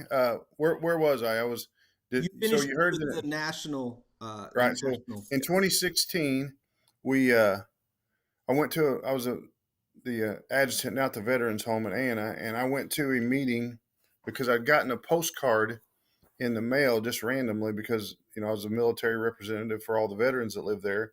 And it was just a postcard about honor flights. I had no idea. So I started doing some research, found out that would be a really good program for the guys that lived and ladies that lived at the veterans home. So I started calling around to hubs that were within driving distance, and all of them had a pretty significant waiting list. And the guys and ladies that live down there are not young. So I thought I better figure out a way to do this another way. So I went to the Haven for the first ever SI coalition meeting for military. And you were there, Tom, and sat at a table and just came in to ask the question, is there one of these in distance I can take some of these guys, or what can we do to get one from here or whatever? And there's only two people at my table, myself and one other person I'd never met. And we didn't introduce ourselves because I came in a little close to starting time. Excuse me. And Ryan McKennedy was running the program at the time before Paul Copeland took it over. And we went around the room and introduced ourselves and why we were there. And at my table sat Doug Kimmel. And when it came around to our turn to introduce ourselves, he got called on first, and he stood up and said, "I'm Doug Kimmel, Williamson County Regional Airport Director at that time. And I want to talk about getting an honor flight going out of our proposed new terminal." And I was like, wow. And I stood up and I said, "I'm Brian Costell, adjutant at the Veterans Home in Anna, and I'm here for the same reason as this guy." So I don't know if it's fate, coincidence, whatever you want to call it, but we were sitting at the same table, never met, with the same idea. And we kind of talked under the conversation at that meeting and said, let's get back together and see if we can get something going. So he invited a couple other guys by the name of Youngblood to the first meeting, and Randy and Evan came to our first meeting, both pilots. Evan's also the commander of the Civil Air Patrol. And then, of course, Hope Patterson was in there because she's administrative assistant at the airport, and a gentleman by the name of Larry McCabe, who'd been on a couple of honor flights. And we had a meeting in February of 2016, and we were talking about taking a small charter plane with, 20, 25 veterans. And, we started down that path and, try to keep it small. We didn't have any money. We didn't know what it was going to cost. Go down that road for a little while and come to find out that a 50-seat airplane wasn't that different than a 150-seat airplane. So we're like, well, for the difference of money, we might as well just do this thing. So then it came down to, how do we raise $75,000 in Southern Illinois? Well, we didn't know this wasn't going on. We didn't know, how the community would receive us. But, I have to say that initially the People's National Bank came through, and you mentioned Senator Fowler. At that time, he was not a senator. He was a bank representative for People's National Bank. And he had a lot of love for this program because he and I are friends and have been from my childhood. So he's like, let me see what the Bonins say. And they came through the first $10,000 of money, kind of get us going. And from that point on, and this is what is chill inducing, is our geographical fundraising area is from US 50, which is at Salem across the Metro East, down to the tip of Carroll. That's our fundraising zone. Not known for its big money in any way. We're a small community, rural from the bottom tip to that line at the top, but yet continually this area that we draw funds from blows us away with the amount of support that we get to do what we try to do. And what our mission is, and that's what you asked me to say, is our mission is to take veterans, no matter when they served, if they served in conflict, if they served during peacetime, if they served, for an hour and a half, whatever, if they wore the uniform, held their hand up and swore to protect the Constitution, we want to take them out to see the memorials that we're building in Washington, D.C. in their honor. So that's what we do. We load up a group of, on the last flight was 87 veterans and guardians with them. And we fly to DC direct from Marion Veterans Airport. And we have a great day, which you can attest to. And they just keep getting better. Flight one that you went on, we were learning. We had a lot to learn. We had a great day. The veterans appreciated, but we've grown this program and learned from each flight to get better each and every time. And the thing that keeps us all going, doing it, because it's all volunteer work. We have no paid employees. 98.5 cents of every dollar goes to the veterans. Those 1.5 administrative costs is for paper and stamps and, telephone bills and whatever we have to have. And that's all we take from it. That doesn't go straight to the veterans. And the volunteer group that keeps coming back, the board members that, are involved now and have been involved in the past, I'll be remiss if I didn't mention one of the reasons we really got off the ground to start with was one, I mentioned Ryan McKennedy. He was the very first board vice president. I'm the president. He was the vice chairman, whatever title. We don't really worry about that. But he had some personal things come up and had to move to Springfield for a job. And we hadn't flown yet. We were working towards that end, but we hadn't gotten there. And we recruited. And I don't know if she fell out of the sky, how it came to be, but retired Vice Admiral Nancy Brown came to be part of our program as the vice chairman of the board, and she had so many connections in DC and such a heart for veterans like herself and her husband Pete that she really advanced us. I think we would have gotten to where we are, but not as fast as we did with Nancy. I would agree with you on that one, Brian. 100%. Yeah, she is a person not only connected but driven and organized and respected and all the things that we needed at that juncture to move us fast. And I'll tell this story. The first flight we went on, and you know very well this story because your guy was one of them. Bill Logan. Bill. We were at the Women's Memorial, and Nancy had called ahead to set up a presentation for our only female veteran on the flight. And they had flown in her family and had a presentation of her military service picture and a pamphlet with all of her, military history involved. And Nancy had set all that up at the Women's Memorial. So we're all indoors getting that organized, and tears shed because she didn't know her kids were coming. And meanwhile, outside, Tom and Bill and Nancy are trying to figure out how to get Bill about a half a mile down the road to the CB Memorial. Yes. Well, Nancy, like, hang on a second. So she just goes up and asks the park police, hey, will you take this guy down to see his CB Memorial? So Tom and Bill load up in the cop car in the back, no cuffs, and ran down the road so Bill could see the CB Memorial. And I've walked from the Women's Memorial down there and pushed a wheelchair a couple of times just to get somebody else down there. It's a pretty good hoof, even though it doesn't look very far.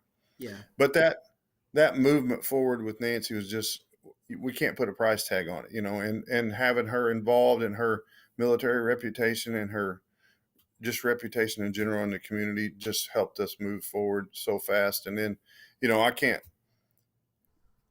say that was the only thing, because we have Doug Kimmel, who's, Doug, he's a great guy, and he manages the airport. And then from our standpoint, he manages everything that goes on at the airport the day of the flights, and everything that we do in the airport. Doug's got his hand in. Hope, without Hope, we don't do it. She just does everything. She and Evan do all the organizing. They create the manifest. They call all the bus to set up the buses in DC, the food, everything. They're just so organized. And the team that we've put together, and Randy's our treasurer, and he's a CPA. So when we get money, doesn't let us waste it. That's why we're 95. And then what I do, I talk on the radio and TV. That's my piece, Well, so you guys, go ahead. One, you have an amazing impact, and I went on the first two, and people have usually ask me, why did you not? And I'm like, it's an experience that everybody should get the opportunity. It shouldn't just be for a select few. And honestly, Bill was such a moving tribute. I wanted to have that one memory with the one person, and that was very special to me. I didn't want to have a lot of memories with a lot of people. I wanted the one, and I got a great one. I'm still convinced that is what I'm going to be when I'm old. Is I'm going to be a Bill Logan, because that man is still going and he's still giving, and he was good guy. So as we wrap up, I got John from the Women's Center in the green room coming up next. I just want to say, that I have a love and passion for veterans like you and everybody else, and you can't tell people the impact their money has that hasn't been able to go on the trip. And when you come back and you look across the plane down the aisle of all these amazing men, you really do see them young, and you see them different than when they left.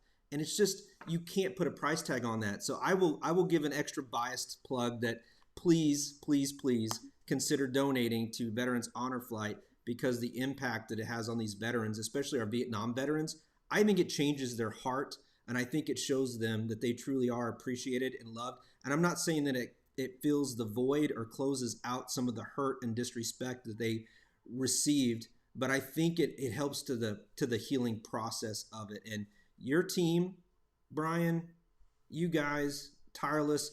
You make it look effortless, and I love all the effort that you guys put into it. So thank you all for that. When's the next flight? We're planning Flight 8 for the spring, early summer of 22.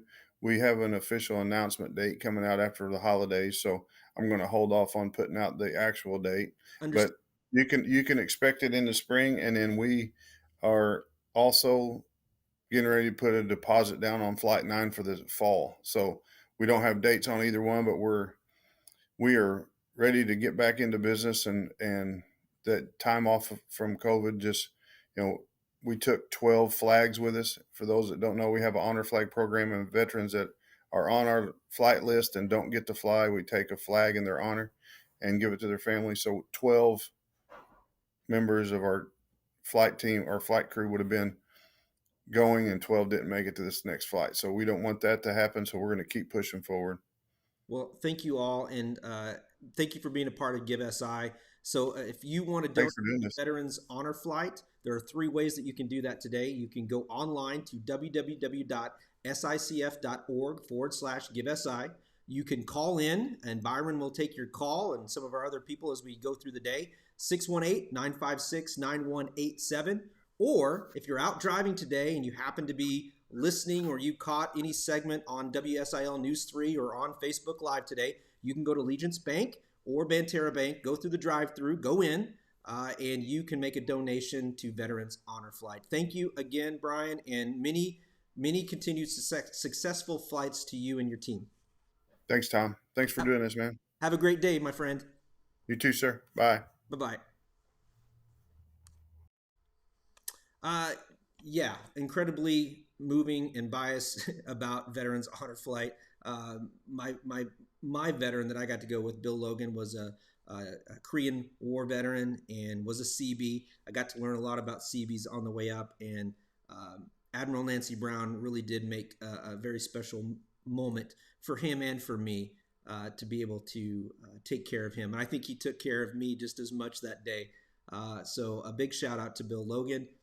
Thank you for your service, and thank you for all the veterans throughout Southern Illinois that are on that list. And if you're not on the list, you need to go to their website, get on that list, but please make a donation. I just can't tell you how moving it is and how big of an impact they have on a lot of the veterans, especially the Vietnam veterans. All right, next up, I love this man. He has such a big heart, and his heart is 100% all in for the Women's Center.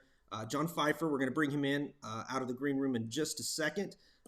But real quick, if you haven't and you don't know, because you can't see on here, we want to thank some of our sponsors, Black Diamond, Harley Davidson, and RV. We want to thank Southern Illinois Healthcare, SIU Credit Union, Legence Bank, Freedom Brokers, Tru-Bilt, Banterra Bank, Egyptian Electric Co-op Association, Watermark Auto Group, Fager-McGee, Tison Wealth Management, and Harness Digital Marketing. So I am excited. John is a great speaker. I'm going to bring him in, and we're going to talk a little bit about the Women's Center, and we're going to see if the Women's Center is a nonprofit that you would like to support or speaks to your heart today. I know it speaks to John's heart. So let's bring John in here. Let me get it centered here. There we go. John, can you bring your camera down just a little bit? Perfect. Good morning. All right. We got my snow village here a little bit in the background, so. Oh, I love the setting. It's very Christmassy. Yeah. How you doing, Tom? I'm doing all right. Early in the day, I've got a long day, so we'll see. Well, good. So let me lead off here a little bit and tell you a little bit about sort of our theme for Giving Tuesday this year. And that theme is Survivor Empowered. And okay. it's words, these are 2 words that we use intentionally to describe our mission and what we're all about. Most of the people, I would say almost all of the people who find us are, first of all, victims. And in the eyes of the law, they're victims. But victim has a connotation of being forever a victim. And that's not some place where we want to leave people. So we use the word survivor to sort of indicate that we're going beyond what has happened in their past, that a sexual assault or a long-standing pattern of domestic abuse does not have to define the future of anyone's lives. And the connotation to survivor is more than just existing, but thriving and getting ahead. And the word empowered we use, and although we do everything in our power to empower those who come to us, the real empowering has to come from within. So we're facilitators of that empowerment that happens. When you have people use your services or come into the women's center, obviously they're probably coming with nothing because they're leaving a situation or they're just trying to make it better. It's hard for people, I think, to understand that when you make that decision, it's not rainbows and puppy dogs and you have all these things. They are literally leaving everything to come there to save their life and to save their minds. There's so much things that are going on. When they're coming there, what are some of the things that when people are donating to the women's center, what are some of the things that those women are getting as they're coming into your place? Well, they're getting safety, and that's the most important thing that they're getting. But they're also being fed, and then they're receiving. You know, when someone comes to us and actually makes it into the shelter, I'm having a hard time holding my iPad and keeping myself centered. I'm just moving all over the place, so we'll try not to look too crooked here. You're okay. They come to us, and within 48 hours, we sit down with them and create a case plan for them and how to go forward. Because as you said, Tom, a lot of them come to us with absolutely nothing. They may have grabbed some change of clothing for the kids, but that's about it. And so we put together a plan for them to, if they don't have any bank accounts or money to their name, which is frequently the case because most domestic abuse doesn't start with physical abuse. It starts with emotional abuse or cutting people off, not letting people out of the house, and certainly not letting people work outside of the house or have any money in their own name. So we try to set up a pathway by which they have a financial future. And there are a couple of local banks who volunteer their services with financial management classes for us, which are very helpful.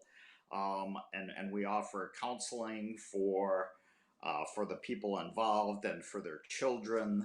The dynamic that children are going through is just hard to explain because it runs the gamut, and sometimes children who are not themselves physically abused and they see dad or the male figure always supportive of them and encouraging and cuddling to them, and don't always see the abuse that happens to mom, then they form an attachment to dad or the male, and they don't understand what the woman is going through. Or if they do see it, or if they themselves are hit or abused, then sometimes the blame shifts to mom and not understanding what she's doing and why she continues to exist in this relationship. And those things change sometimes day to day, hour to hour, and certainly change based upon the age of the kids. So if a woman has two or three kids that she comes to us with of various ages, their emotional reaction to the situation three completely different things. You know, again, you're saying some things like the bank accounts and education on that. I think every time I talk to you, I learn something new, and I think what's hard for people to understand is that just the amount of services that women and their children need when they come to you or when they make that decision. I think that's what goes into, well, I'll just stay in this because if I do this, I don't know what to do. Like I don't have money. I don't have a place to live. And no one, until they're put in that situation, really understands that. But what I will say that you do really well is that you do a great job of explaining and letting people know, one, where the money's going to, first and foremost, a safe place to live, to be, food, clothing, some of the basic needs met. But you do a great job of making it human and connecting with people. I'm sure there are probably, I hate saying hundreds of stories. Is there any story that you wanted to share of helping? Obviously, you can't use names and stuff like. Is there anything that really moved you when you kind of started working there that people would connect with and would want to say, "Listen, I got to donate to the women's center"? Yeah, it's a story that I've told before, speaking at Rotary groups, and may have written about it, but this happened probably 4 or 5 years ago, where a woman was caught up in this pattern of leaving and coming back and leaving and coming back and hoping that things would get better, and believing when it wasn't logical to believe that he had changed. And but the other thing she did is every time she left temporarily, she made a note of something that she didn't take with her that she absolutely needed when she got away, for good. And this particular woman was working outside of the house, and she went to her boss and asked him to hold her paychecks for a period of time. And she confided in the boss what was going on, and the boss was very supportive. And so money didn't come in. The mail obviously realized that there were no checks coming in, so that's why the boss had to be sort of dealt into the plan. And the boss explained to the mail that there were payroll problems and processing issues, and every imaginable thing. And money got tight. So what the woman suggested is, why don't we have a yard sale? We have lots of things that I don't wear anymore, that the kids don't wear anymore. So she boxed up all these things and put phantom price tags on them and put them in the dining room. And when she was ready to leave after a particularly difficult night, she put the boxes in her car, picked up the kids, drove to her place of employment, got 6 weeks of paychecks, and finally was able to get away with enough that she could begin her life, fresh. Man, I say this over and over, but I think it's really hard for people to imagine that. Very, very strategic about it, which I will give her an A on creativity. And I don't know if someone helped her with that idea, but that is definitely a creative idea. And I hope that her and her kids are still safe today. You know that when you really come down to it, it's sad that we have to have you, John, and your services like that. But what have you seen? Do you feel like we're having an impact? Are your services needed more and more, or are we seeing a leveling out? Are we seeing a decrease? I have an idea of what the answer is, but I don't want to assume anything. But tell us a little about what's going on with your numbers. Yeah, I think I'll try to answer your question with the most positive spin that I can put on it.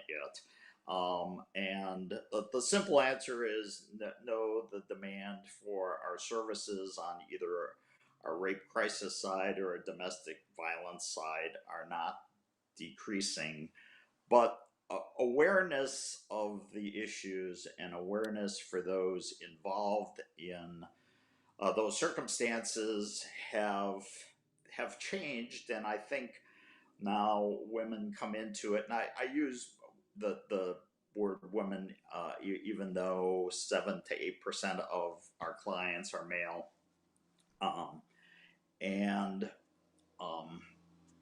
they know more about what their options are. I think the community knows a little bit more. There's more support of it. And yet we see in the news all the time the results of domestic violence in ways that we don't necessarily anticipate. If we look back just 9 days to the incident up in Waukesha, Wisconsin, where a guy drives his SUV through a Christmas parade and kills 6 people, including an 8-year-old. That person was out on a $1,000 bond for running over his wife and threatening her. So there's awareness, but quite obviously, not just in Southern Illinois, but throughout the country, there's a lot of work to do in terms of working with and educating law enforcement. We have a great set of state's attorneys across Southern Illinois, from Jackson County, Williamson County, Saline County, and everywhere in between. And we work hand in hand with them. So, as we're wrapping up today, is there anything else that you would like for potential donors to know and to reach out to you and to give to your organization today? Yeah, I would just want to thank all of those people who have been faithful and consistent, relentless donors to us over the last 49 years. We just began our 50th year of service. We'll celebrate, not necessarily the best word, but commemorate our I 50th know what you mean. year next November. And know that when you give to the Women's Center, those dollars go directly to help people in crisis. Thank you, John, as always, and your passion and your commitment, consistency, and dedication to the Women's Center is admirable, and I appreciate all that you do and your team over there does. And I do hope someday you lose your job. I really do. I hope you lose it. But if there's any person that I want in there advocating, it's you. So thank you so much, and good luck today. Get out there, hustle. Been telling everybody, get that money rolling in for you today. Okay. Thanks, Tom. Have a great day. You too.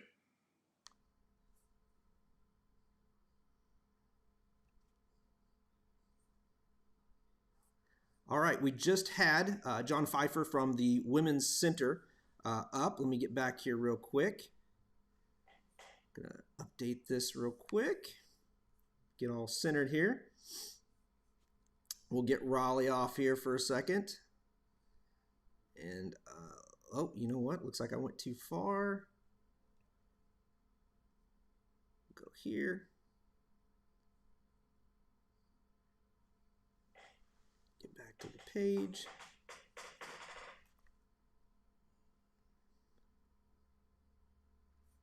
Well, I'm kind of messing up just a little bit. Let me get back to my main page. Give us I. There we go.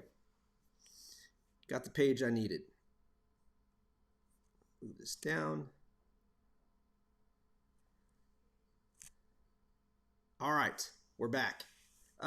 So we just had John Pfeiffer on from the Women's Center, and if you want to donate, if John's organization speaks to you or your heart, if it's something that you can personally connect with, please, please, please go online to www.sicf.org/GiveSI or call in to 618-956-9187, or you can go to one of the banks, Legence or Banterra, go through the drive-through and say, hey, I would like to make a donation to the the Women's Center, which is located in Carbondale, and John and his team over there would be appreciative of that. As we continue to move forward, our next person up, I don't think they are in the room, but it looks like is Tina with the Boys and Girls Club of SI. Let me see real quick if I have any messages from them. All right. What did she say? Okay, Tina is running late. So what I'm going to do real quick, I'm going to leave you guys. I'm going to take a quick break, leave this up. I'm going to go ahead and move down to the women's. Let's see here real quick.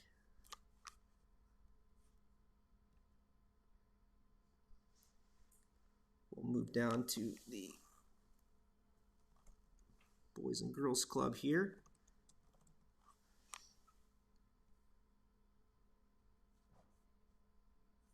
There we go. We'll wait for Tina to come in, and in the meantime, I'll let you guys take a look at the Boys and Girls Club. I know they've got a lot of news going on, so let's get that there. and I will be right back. Let me see if we can't.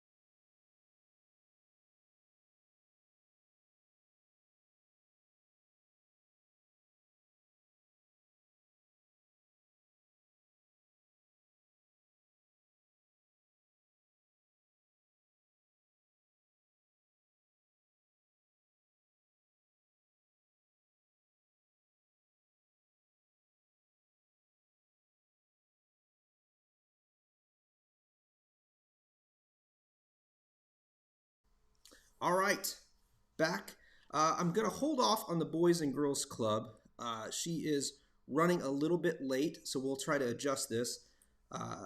So we'll take a little bit of time to see if there's anybody that has any questions. Thank you again, those of you that are watching, and hopefully you will be sharing these live feeds throughout the day or sharing those nonprofits on your social media outlets to consider donating to, or getting people in your followers to donate to these amazing causes. Over 100 charitable donations that we're helping raise funds for today.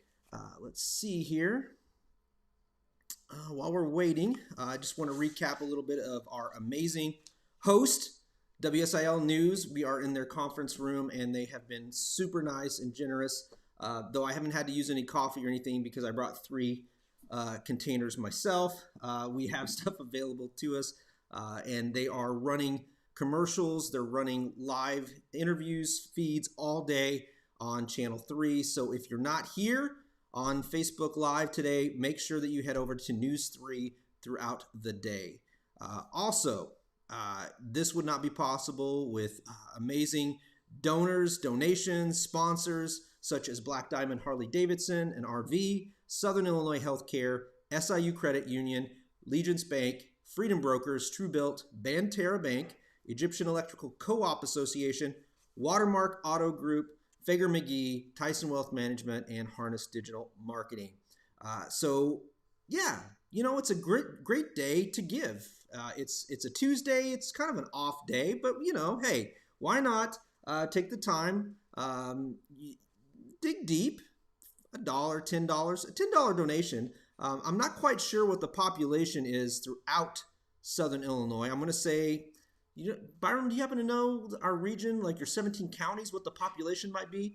I have it here trying to think, and I'm thinking even if it was $1 or $10, how much could be raised today if everybody in that population, and obviously some of those are kids and other people, but it would be interesting to see if we had $1 for, even 50% of that was adults that worked. If we all gave $1 or even $10 online, the impact that we truly could have on all these nonprofits throughout Southern Illinois.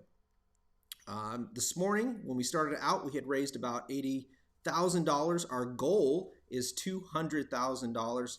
And I think with your help today, we are going to crush that throughout the day. So hopefully we can continue to dig deep and make that happen. While we're waiting for Tina from the Boys and Girls Club of Southern Illinois to join us. I got Byram over there on the Google to see if we can figure out what the population is for our area, just to give you an idea of the impact that we truly could have.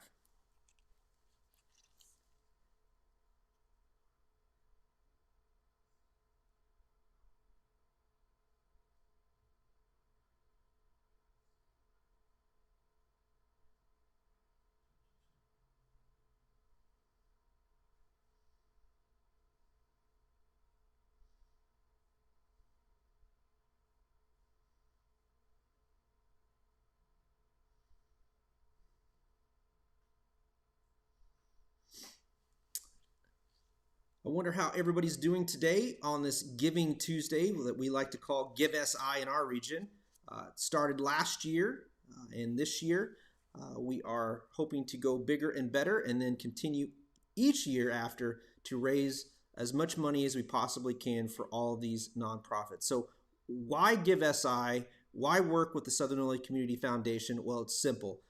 They go out, try to get matching donations. Each individual nonprofit organization raises money, and however much money they raise this day through donations, they will get a percentage of that pot, that bigger fund of money that was donated by some of these amazing businesses and organizations throughout Southern Illinois, and individual people as well.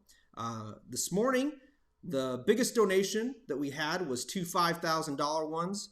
I believe they said last year there was an $8,000 one. So I'm hoping that we can get a $10,000 donation, maybe to the Give SI matching fund or to your nonprofit through here. It will help them today get more money. So your money, your donation today, it's going to go further. It's going to go farther. So why not use Give SI as a launching platform to raise even more money? Let your money go a little bit further. It's just responsible, right? It's just responsible. So today is the day to donate. And many of these nonprofits are 501(c)(3)s, which means it's tax deductible. And it is, what are we in? Oh, not quite December. It's November. We're getting to the end of the tax season. So, hey, we all could, those of you that are business owners, this is the time. Dig deep.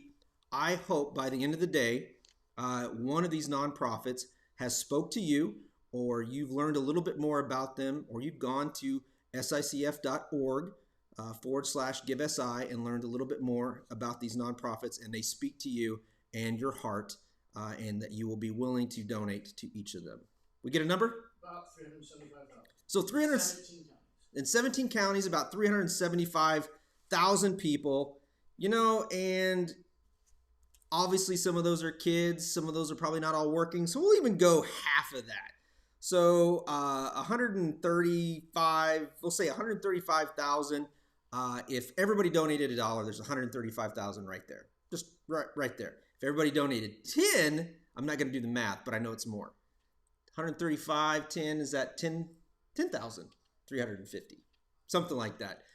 Don't count me for the math. But either way, it would be a huge donation that we could all truly say that we all gave here. Now, that being said, I know that many of you donate throughout the year, not only your time, your services, and money, but today, this is a day totally dedicated that will give your donation, monetary donation, even a bigger impact.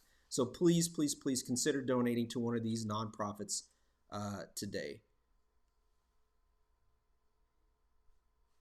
All right. I don't know. We still don't have Tina, but I'm going to put this up here. I sent a, see what we can do here.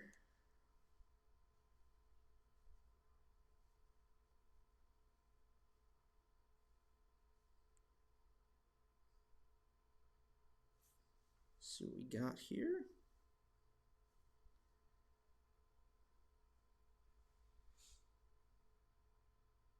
All right, so as we're waiting for Tina to join us, let's recap a little bit so far of who we've had on the show. We've had Brigida with CORE. We've had someone, well, actually, we didn't have Chris. We didn't make Chris this morning, but we talked about the Science Center. We had Carbondale Crisis Center with Jennifer. We brought up and gave you information about Fowler Bonham, and then we have Brian at Veterans Honor Flight, who talked to us a little bit about how they're impacting veterans locally. And then we just had John on from the Women's Center. All of those we've had. We're waiting for Tina from Boys and Girls Club of SI. And then we are going to have the City of Carbondale Parks and Recreation Foundation, the Climate Education with Amy, and then the CASA of Marion County, Pregnancy Matters with Cassie, and then Sandy with Camp Beta. We have those coming up today. So that is kind of the highlight. We're going to give you a little bit of information throughout the day. My goal would be, hopefully, that as I know these are long Facebook live streams, but I'm hoping that you will go through, check these out in between, and see if there's one that you are interested in, or just call in and make a donation to the Southern Illinois Community Foundation's pool, and that will let your money go even further. Okay, let's see here. You know, I wrote an H, but I didn't read it back to you. I thought I put that on. All right. Let me see here. That's perfect. And how much? Okay. All right. All right. And then your credit card? As we continue on today, No, debit's fine. That'll work. let's see here. And, okay, let's. All right, so let's take a look. So the Boys and Girls Club of Southern Illinois is to inspire and enable all young people, especially those who need us most, to realize their full potential as caring, responsible, and productive citizens.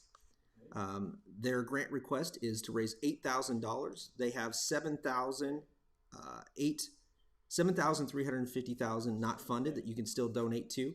It's a great organization. One of my good friends is on the board. They are, sorry, getting notifications here. Russ Williams is on the board over there, and he does an amazing job of leading these people.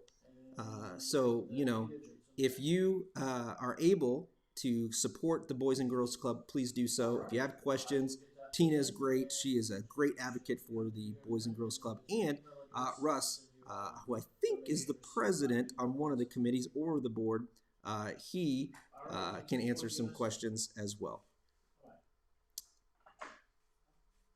Let's see here.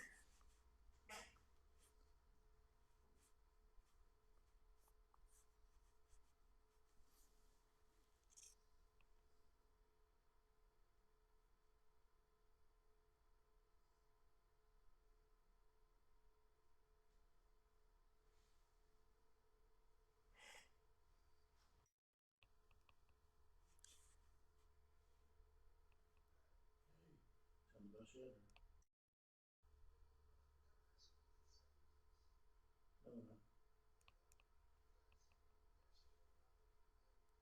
I'm hoping notifications don't show up here as we get a little busier. Trying to turn these on.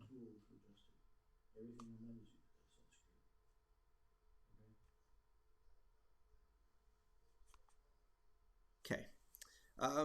So if you're just joining us, today is a great day. It is the Give SI for Good Forever for Southern Illinois. We are hoping to raise over $200,000 for local, regional, nonprofit organizations that will have an impact not only on the citizens, the people that live in these communities, but the organizations themselves to have an impact on everybody. So if you are wanting to donate money today is the day to do it, and today is the day to do it through Give SI. What we have is matching funds available to these organizations like the Boys and Girls Club that were here. The matching funds themselves will be distributed on how much the organizations themselves raise today.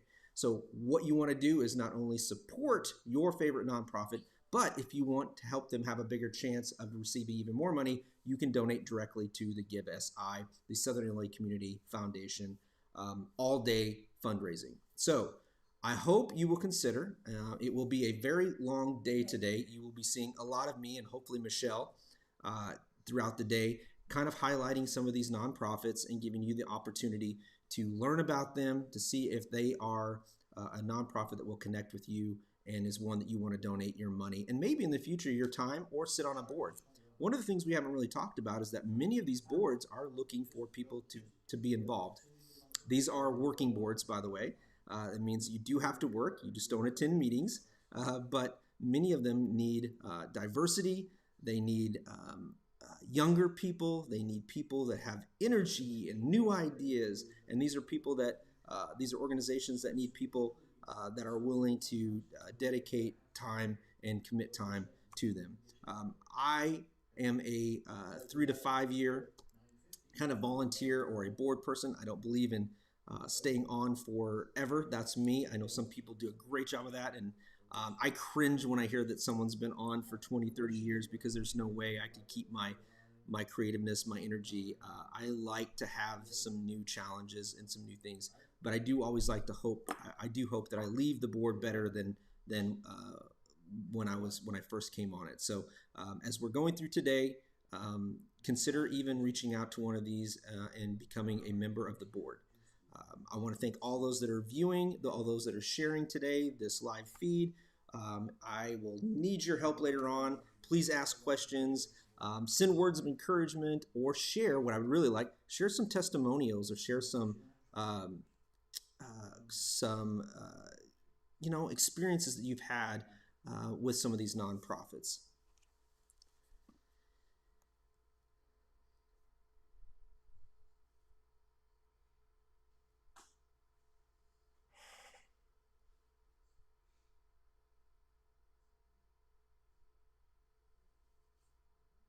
Hey, sorry, Mr. Call.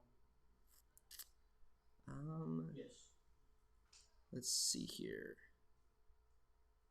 Let's see what we got going on today. I'm trying to get updated here and see where everybody's at.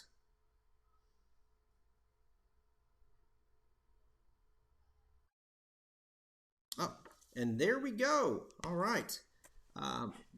We'll get this switched over. We're going to get, here we go. Because I know nobody wants to spend 13, 14 hours with just me today. And there's only so much that I can say about the Boys and Girls Club. I'm glad Tina's here to save the day and let you guys know why it's so important to donate to them. And they've got a lot of things going on, and I can't wait to get updates from her. So I'm going to bring Tina in to talk about the Boys and Girls Club of Southern Illinois.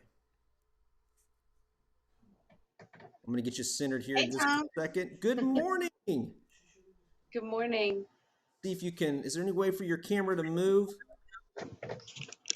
We'll get you centered there on the screen. There we go. Oh, I'm gonna back up. That's Yeah, your camera's a little, yeah. Good thing we're not like, TV live. We're just Facebook live. We have a lot of flexibility here. And then slide the other way. There you go. Okay, here we go. Well, good morning. Good morning. And thanks for coming on and being a part of Give SI. I know you were on last year as well. Tell us a little bit about the Boys and Girls Club and what is going on. There's a lot, but what is going on that everybody needs to be aware of? So one of the big things that I think is really important for people to know is that we, with the pandemic, we never stopped. We had 14 weeks of being open from um, for about 8 to 10 hours a day, doing virtual programming, feeding families. And then once we went back to in person in June of 2020, we went 52 weeks of being open 10 to 12 hours a day, serving kids during remote learning. And really, I mean, we just didn't quit. Even though there were many opportunities to say, that's it, I mean, hiring and trying to keep people, but our mission always in front of us is to serve the kids and to live our mission. And that's what we've done. And then the other exciting news is during all of this, we were trying to get, we were able with a very large generous donation purchase a building in Marion, and tomorrow afternoon the doors swing open for the kids in Williamson County. So Yay! So that's been wonderful. I mean, of course, there's still all those last minute things that we're trying to pull together between now and tomorrow afternoon, but we are going to serve more kids. That is So amazing. So when people are donating to the Boys and Girls Club of Southern Illinois, what are they donating to? What are they donating for? Like, where is there something specific that you guys are raising money for this time, or is there something that they need to be aware of that when they donate, the money's going to? So when people make a donation, the money is really going to be able to serve the kids. It's for, paying for our staff, paying for good programs. And we're really conservative with the donor dollar. And our mission is really to make sure that the money is invested in the kids so that we can have the greatest impact. And, our best impact is making sure that our staff are trained and understanding what youth development is. We serve the entire child. And one of the things that we have done for many years is have social workers on staff. And that became even more important during these last 20 months. And so that's definitely, a big investment, but it's really about that money goes towards making sure that we serve the needs of our kids, whether that's meals or programming supplies. Our three pillars are academic success, good character and citizenship, and healthy lifestyles. And everything we do centers around those pillars. Give the people an idea or a sense of what some of the programs are. I'm a former Sure. educator, former teacher. I love interactive stuff. What are some of the programs that these kids have been able to take part of? So homework and tutoring, we call it Power Hour. So it's really a time where they, after they get a meal and some time to blow off some steam after school, they try to settle down and get homework done or get tutoring done. And if they don't have homework or they finish their homework during that first hour and 30 minutes, hour and 45 minutes, they also then go what we call power paces. And those are learning plans developed by our staff that are linked to what they're learning during the school day. So Mondays might be Math Mondays. So if third graders are learning about multiplication, that's what they're going to be focusing on, but they make it a game. So they find ways to make things fun. We have programs like Passport to Manhood and Smart Girls, and where the kids from a young age learn about how to take care of themselves, how to build confidence, hygiene. To the older youth, high schoolers, we're talking about dating safety, relationships with parents, and conflict resolution. And then we also build in that social recreation. In Carbondale, we're putting together a new music room that we had a sound studio and it was very tiny. So now we've received a donation for a drum set. We want to start music lessons, and that's a huge draw for all kids, especially our teens. And we have a sound studio at the Marion location as well. So a lot of things that we do to really just give kids opportunities and access. So from a parent's perspective, what does this mean from a parent? Obviously, the homework is probably a huge one. That's what all parents You're right. struggle with. But what about, do parents pay for these services? How does this affect the parents? And tell us a little bit about that. So it's our membership fee is $20 a year. Wow. Yeah, so it's $20 a year, year round. In the summertime, if you want your child to be there all day, there's an additional $40 a week. But it's $20 year round from January through December. Those enrolling for Marion are going to get the month of December free, and they'll have their membership all the way through the end of next December. But high schoolers, it's only $10. Most of our high schoolers enroll themselves. So we want to make it still have that ownership and that buy-in, but also make it easier. And at the same time, we don't turn anyone away if they can't pay. We find scholarship money for people. Our membership fee is not on the backs of our families. That's not how we raise our funds. It's more to give a sense of ownership. And, for the parents, we provide our number one priority is safety, whether that's physical safety, emotional safety. We need to be a safe place for kids after school. Parents need to have peace of mind while they're working or in school, that their kids are being taken care of in a safe environment. That is great. And $20 a year, one, to have that investment, that's just amazing, because you would think that it would be a lot more. And I know that many people have utilized the services. I'm from South Dakota. We had Boys and Girls Club up there. My mom utilized those services. We had a lot of fun. We took trips. We did a lot. It was huge. And she was a single mom up there. I will tell you, I hated it as a kid.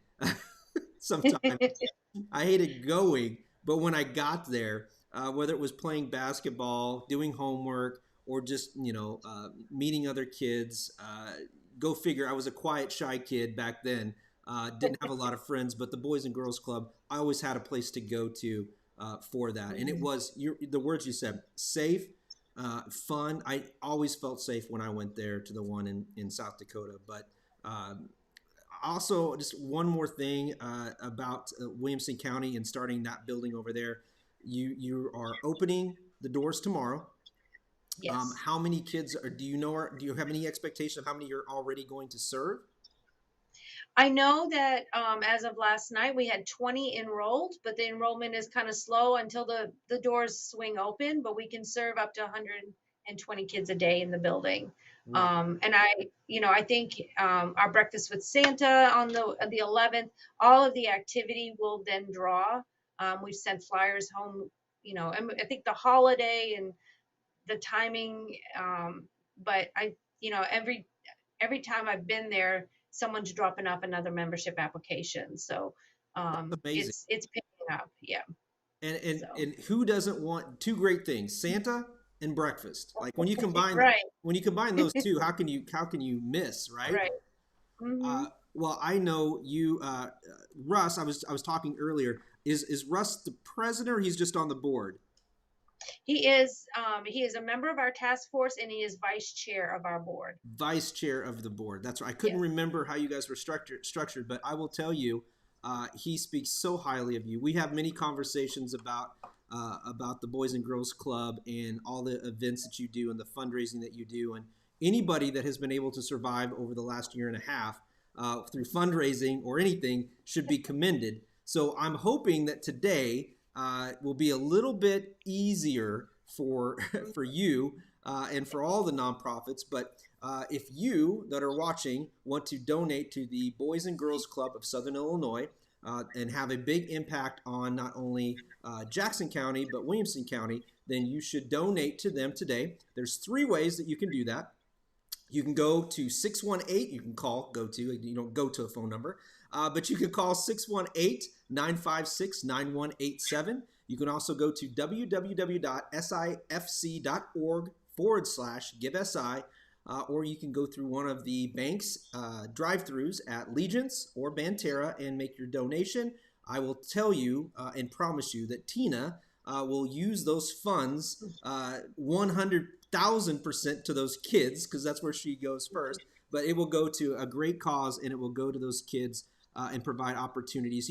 People are always saying these kids and, older kids, millennials, but you know what? We never want to seem to invest into getting them. And the Boys and Girls Club of Southern Illinois absolutely does that. They invest in our kids. So that way we know they will become, I think one of your second things was initiatives was to be productive citizens. I think that was one of the things you said. Uh-huh.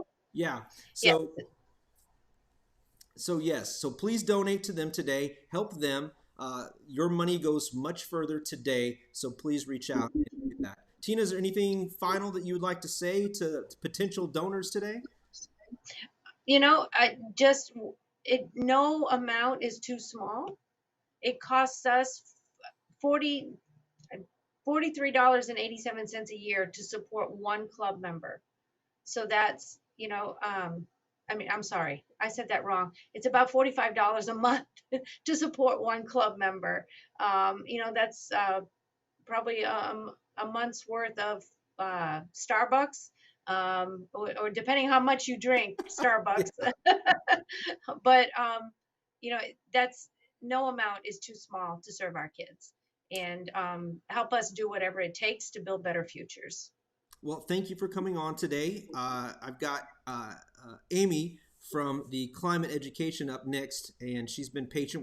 I'm off a little bit today, so I'm trying to make sure we keep everybody on track, and hopefully we can help everybody today. But thank you, Tina, for your time as always, and keep your energy up and keep Russ in line. Okay. I will. Thank you so much. Have a great day. Yes, you too. Bye-bye. Bye-bye. As always, if you want to donate, I gave you those 3 ways. This donation isn't just about today. If you're looking to volunteer or if you're wanting to be on boards, many of these nonprofits are looking for people to volunteer. And maybe you could be the next person that helps them make a difference, not only monetarily, but through volunteer as well. So up next, there's a lot of talk lately about the climate and the climate economy. So let's bring in Amy. Let me see if we can get her here real quick and have her talk a little bit about why you should consider donating to her nonprofit. I'm always trying to make sure. I wish there was an easier way I could auto-center this every time, but I have to go through this. There we go. Good morning, Amy. How are you? Hi, Tom. Can you hear me? Yes, I can hear you. Welcome. Okay, wait. Gotta get in the middle here. Whoa, I'm really close up here.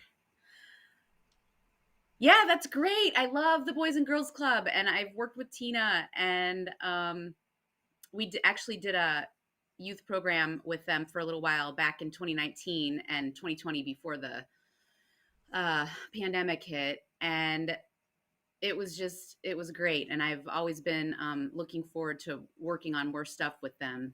So we got some of their youth to go through some of our courses about climate and about the climate economy and how we can, there's so many opportunities out there for new types of businesses that are good for the climate economy and humanity. And just to really talk about what climate change means for our area. Like we went through what sort of changes we can expect in our weather. So we might have, more extreme weather at times, and we might have, hotter summers and warmer winters and, longer growing seasons. And, some of this is good for a little while, and then it starts being too much. Like for the plants and stuff, they're adapted to our current climate. And so whatever changes are coming, it's too fast for what the environment is used to having the time to adapt to. So it's kind of rough on our environment. And so there's a lot of things we can do to reduce, our impact. And also, like, for example, if you're reducing how much energy you use, you're saving money on your electricity bill. So there's all kinds of co-benefits when we do these things. And so what I did with the students at the Boys and Girls Club was when we did a climate SWOT. So a SWOT analysis, like strengths, weaknesses, opportunities, and threats. But related to, so we know the changes that are predicted, that are already happening in Illinois. There's a big study out last year that says, all these things that are already happening and what we can expect to keep coming. And then I had the students think about, the strengths of our community, and they came up with like, SIU and our nature and things like that. And then the weaknesses, opportunities, and threats. And it was funny because I think one of the weaknesses was too many pizza joints. No. There's never too many pizza joints. I know. It was funny. So, but they came up with great stuff, and we had the idea eventually. I mean, the whole point of this is to come up with ideas for new ventures. And so the idea was youth community center and makerspace. And so that's actually something I've been working on since then to try to put a plan together for that. And I've actually got that plan. I've got the plan done. I don't have the budget done yet, but the idea will be like a youth, but also, adults, like a family community center, which will have a science center, a makerspace, a resilience hub for like taking care of people during emergencies. There'll be like a community kitchen, a community garden, to teach people how to grow and produce, make their own food and cook it and stuff. And then also like this is where my ideas, I always have a little crazy angle into what we're doing at our nonprofit. So I like crazy. I always like crazy. Yeah. So the idea is to also have a youth hostel where, are you familiar with youth hostels? I'm familiar with hostels, but I've never heard anything from like a youth hostel. Yeah. So all over Europe, they have youth hostels. And are you getting like a lag on my video? I am not. Or is it? Okay. All right. It's just me then. So all over Europe, youth can travel from hostel to hostel. It's really cheap to stay there, like 20 or 30 bucks a night. And there's different choices. You can stay in like a dorm type situation with other people, or you can have your own private room. But it's just a way for youngsters and just travelers in general to travel around and do it cheaply. And it's always like right in the center of town near the train station. So, it's just right there. And it's always, it's really fun. I did it when I was a kid. I got to go as an exchange student to Germany, and I got to stay in one. So it was a really neat experience. And so what I want to do in the United States, we haven't had as big of a penetration of these youth hostels because everything is so spread out and it's just harder to get around and things like that. But luckily here in Carbondale, we have an Amtrak stop along the City of New Orleans Trail. So we could open, our youth community center. We're calling them cooperative climate venture centers. So they're for, CCVC. So for people to come in and to learn about all these new opportunities in the climate economy, that's good for the climate economy and humanity, that triple bottom line, to develop new ventures, working in their communities, with those communities' strengths, weaknesses, opportunities, and threats, and making new ventures and making, new ways of doing things and as a community. So like, for example, using cooperative business models, where the workers are the owners of the company. And so the idea would be to open, our center here and then hopefully inspire other stops along the Amtrak New Orleans Trail to open centers as well. And then we could have a whole trail of these centers up and down the rail line, and students could take like a gap year and go explore these centers in the different communities and see what everybody's doing and what they're interested in. They might find something that they love and that they want to get involved in, or that they want to go to school for, and learn more about. So that's what we're going for. And we're working with a lot of organizations here locally. We work, like with the Boys and Girls Club and with The Dentman Center, we're hoping to get some stuff going over there with them, and maybe at Irma Hayes. I mean, we're just and the Science Center, of course. We work with the Science Center. So I don't know. It's just really exciting, and we have. Besides that, we have. I mean, do you have any questions about that? So I think what potential donors, I think when people are going to watch or they're going to hear, or they'll go back, and for many years to come, when they see this, what are some? Why should a donor donate to the climate education program? Why should they donate to that, and where will their money directly go to? Yeah. So what we mainly do is we're an educational nonprofit. Okay. So we provide, first of all, we provide events. And so we've been doing that since 2019. We had a kickoff event in Carbondale. We've done a lot of online events, obviously, since the COVID hit. And we're those are an ongoing thing. And we've got all kinds of stuff coming up for 2022. For example, we're working with the Illinois Green Business Alliance to put together a four course program in February to teach businesses, what they can do to green their business. And we're going to have resilience fairs in Carbondale and other places around Southern Illinois. And what this means is just getting people together, learning about, the climate and the, and environmental restoration and conservation, things like that. And then networking and getting things moving, like getting groups together to get grants and things like that. And then we'll also be having summits on certain topics. So for example, natural climate solutions, which includes a lot of things such as reforestation, carbon sinks, biochar, things like that. And there's all kinds of opportunities for that, especially as we're going to get going with carbon credits and stuff like that. So that's events. And then we also have, and those are always free and open to the public. And then we also have an online platform called Clean Network. It's the Climate Economy Action Network, and it's CLEANETWORK.com. And we've got online education on there, that there's courses up there that people can take. It's all free again. You can set up groups on there. We have courses about how to set up groups in your community to do things that you want to do in your community. If you want to put a little community group together to, compost or, something like that, or something bigger, it could be anything. And so you can set up groups on there. We've got project management in there, so you can manage your projects. We've also got an exchange on there, so people that have or need resources can post, what they have or what they need. And so then we can know what we have going on in the community and what people have. So we have the events, we have the platform.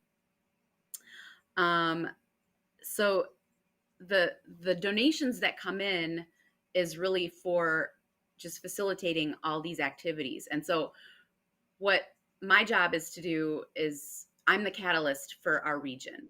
So I'm setting up the events. I'm trying to get projects going. I'm trying to get grants. And this is helping a lot of other organizations that are in the community. So like when I put grants together, I'm working with, usually, 2 or 5 or 10 other organizations locally to get those grants going. And that's what I like. I like that you work together with other organizations. I like that you try to pull those together. And that's the one thing that when I do this, like last year, I start to see all the connections and all the dots and how everybody works collectively together. And I think that's what the beauty of a lot of these programs are.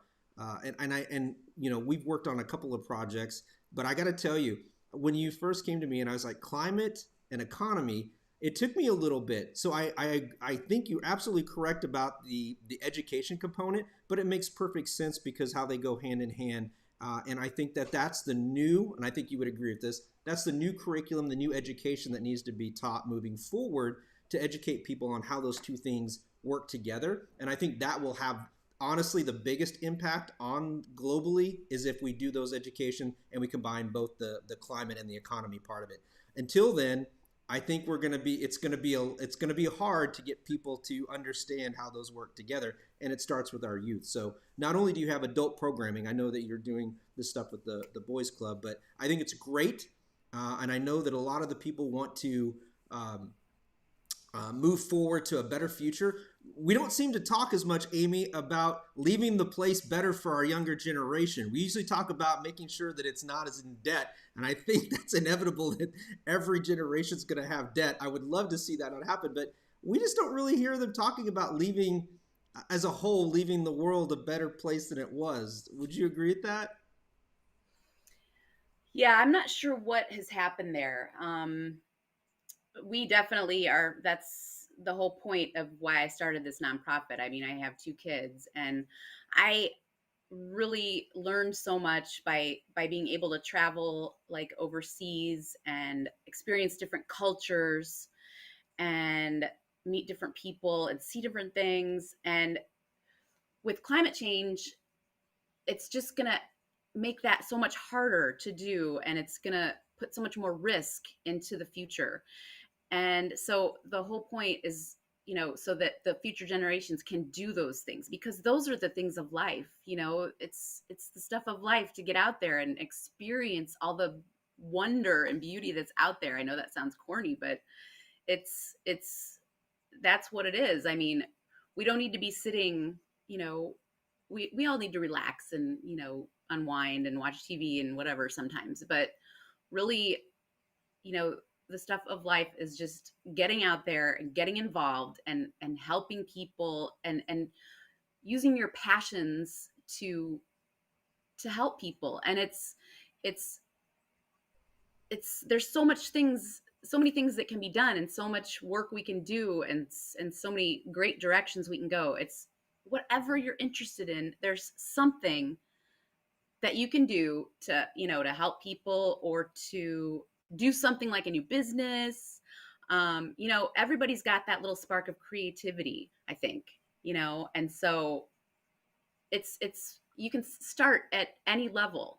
That's the whole point of my nonprofit too, is that you don't have to be an expert on anything. You can just come in and start to look around and find out what interests you, and spark your passions. And that is what is going to keep you going and, keep you moving towards, these activities that are helping people and making the world a better place for future generations. Well, So the whole thing. I don't think there's anybody that's a bigger advocate, or I'll use your word, catalyst, when it comes to climate economy than you. Your tenacity and your persistence with it.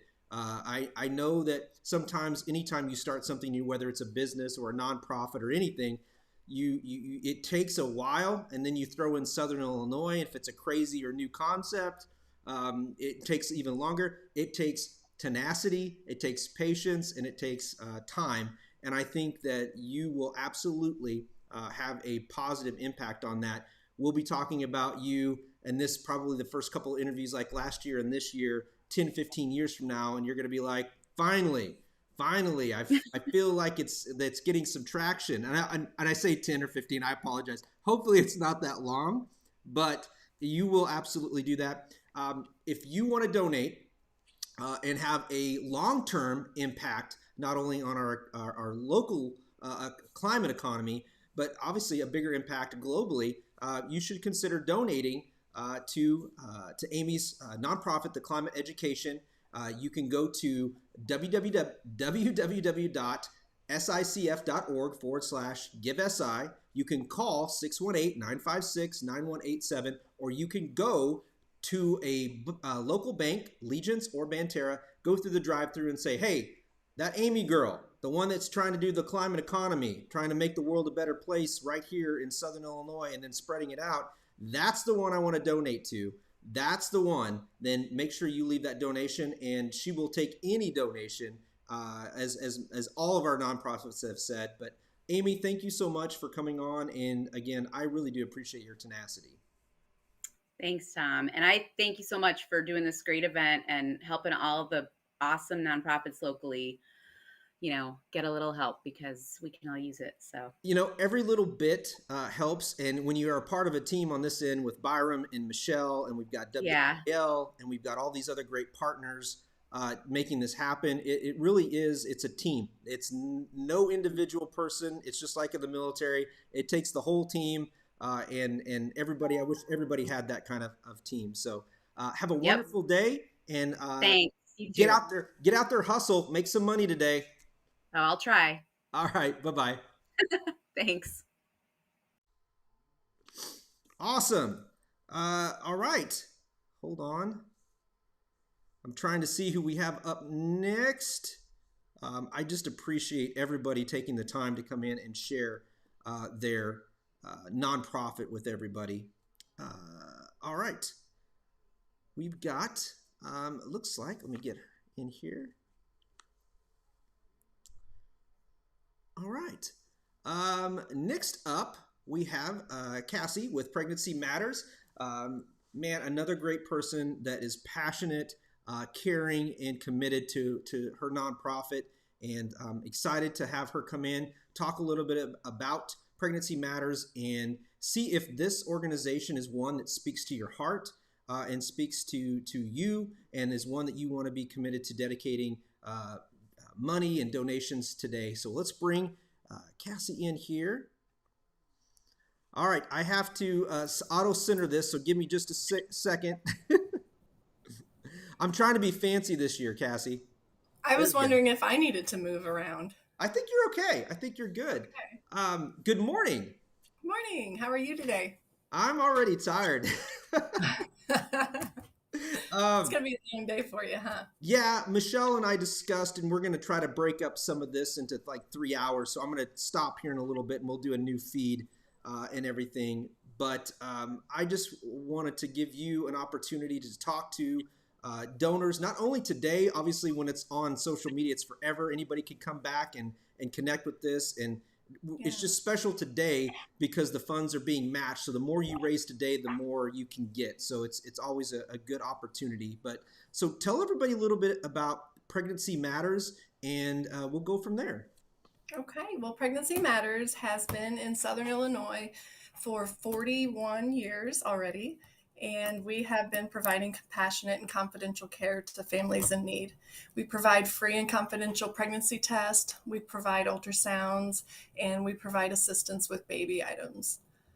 So any families that have infants or toddlers or that are pregnant, they can come to us and they can receive all sorts of different kinds of assistance, whether it be wondering if they're pregnant and they need that pregnancy test and that emotional support. If they need education during their pregnancy, we provide workshops throughout the year where first-time moms can get together and come to about 4 or 5 group workshops where they learn about all the different stages of pregnancy and labor and delivery and early infant care. And then we can also provide them with assistance with material items such as clothing, diapers, car seats, safe sleep equipment, and all sorts of other great baby items. So the baby item things, it seems like that is a big thing, that the car seats, the sleeping stuff, it seems like all the time something's coming out and something's being recalled. So I think having a resource like you guys to go to if you're a first time or a young couple, young person that are coming to you for help, I mean, can you even keep up with all that? I have to actually stay on this link on the internet of what's recalled, and we absolutely do our best to stay up to date with all the safety requirements. If used items come in, we check it against a website to see if they're recalled, if they're safe, and I absolutely know which items right now. If they come in, I will not hand them out because they're not safe. So it's something that you're like a car seat whisperer. Now you just kind of can look and know, like, oh, nope, over here.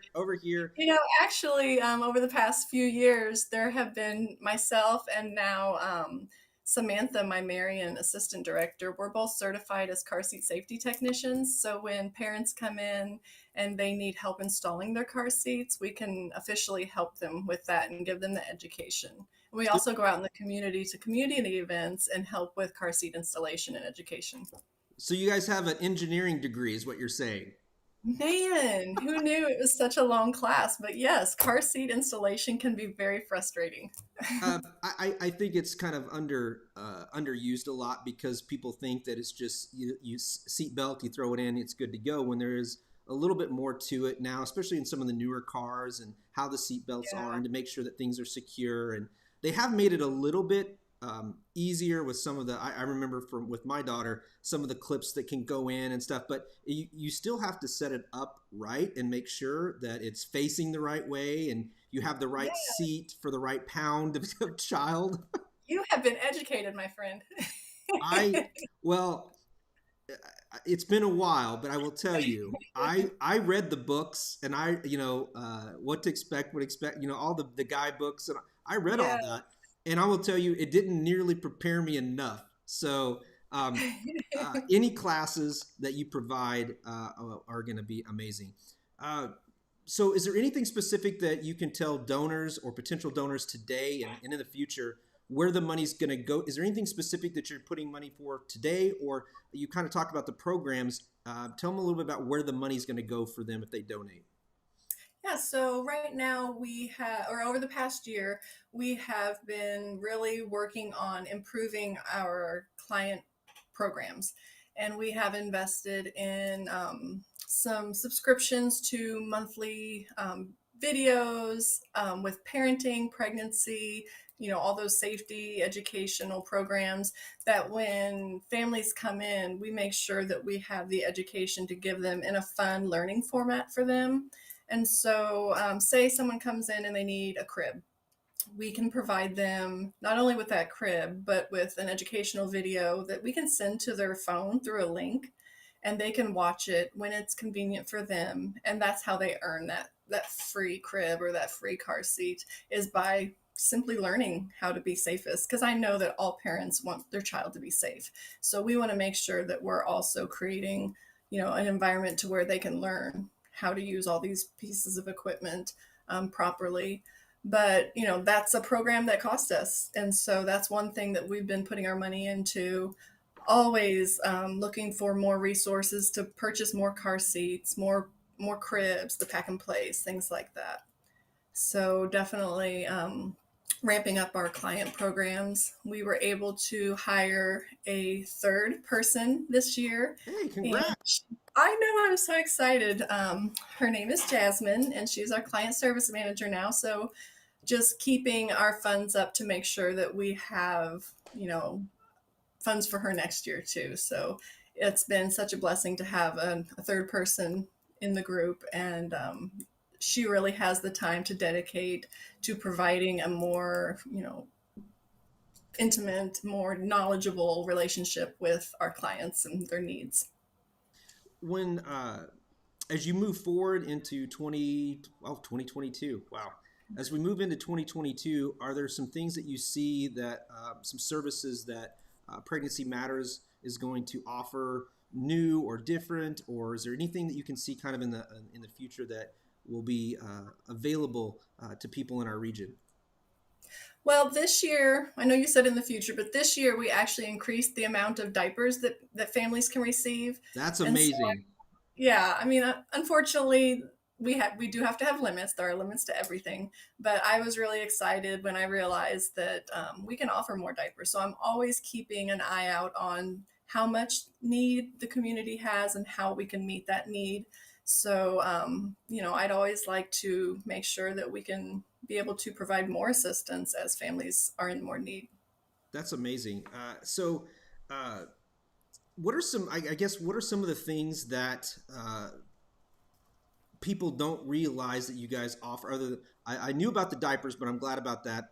The educational stuff. Is there anything else that I always try to give people an opportunity to talk about? The things that people don't usually know, or the forgotten stuff. Is there anything else that you guys offer that people just forget, that, hey, you know what, when you need something, we are here for you, and this is what we offer? Some of the, like on the donor side, if you are done growing your family and you have saved your maternity clothes, we offer maternity clothes to families. So, if you know that you're done, and I know sometimes that's scary because you might jinx yourself, but you can donate your maternity clothes to us and we find them, a home to moms who are expecting. We provide formula and bottles and blankets. And so if you have a gift that you know how to sew or crochet, knit, I don't know what the proper term is, but I have some groups that provide beautiful blankets for our families. So moms always like that.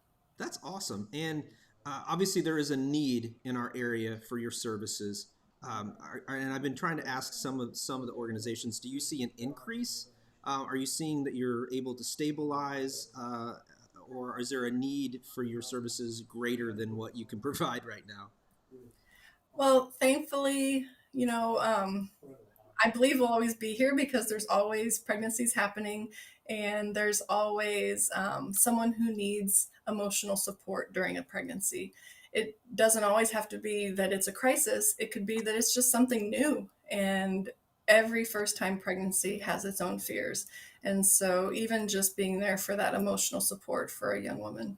That's amazing. So if you're on right now listening, or like I said, in the future listening, today, if you want to donate, and Cassie over at Pregnancy Matters is really touching your heart, and that's an organization that you want to support, and it means a lot to you and to impact our community and our surrounding area. Call 618-956-9187. Donate today. You can go to www.sicf. Did I get the right? Yes. SICF.org. Michelle's sitting next to me. .org. Where's my hand? There we go. Hello. SICF.org/GiveSI, or you can go to one of the drive-up banks at Legence or Banterra and make that donation. You can go through the drive-through and say, hey, I want to donate to Pregnancy Matters. I saw Cassie, and that's the one for me. So Cassie, thank you. Again, one thing that I think I see consistent across a lot of the people, the executive directors and the people that head these: passion, tenacity. You have not given up. You have committed. You're evolving. I know that many of you, you have gone through a lot over the last year and a half, but you're still here. We are so very grateful and thankful that you are still here and offer your services for our region. But thank you. And is there anything final that you'd like to add? Either way, if you are interested in donating or learning more, you can call me, or even if you know of a family who could use our services, always recommend them to us. There are no county requirements, no income requirements, so just anyone's available to come and receive assistance with their child.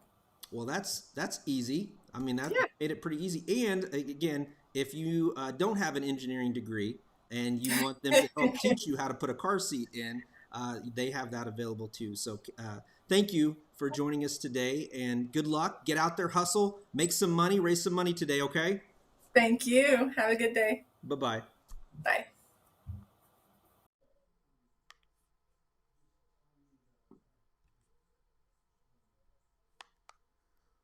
All right. We are getting ready to have our first break. Let me get back here where I want to be. Here we go.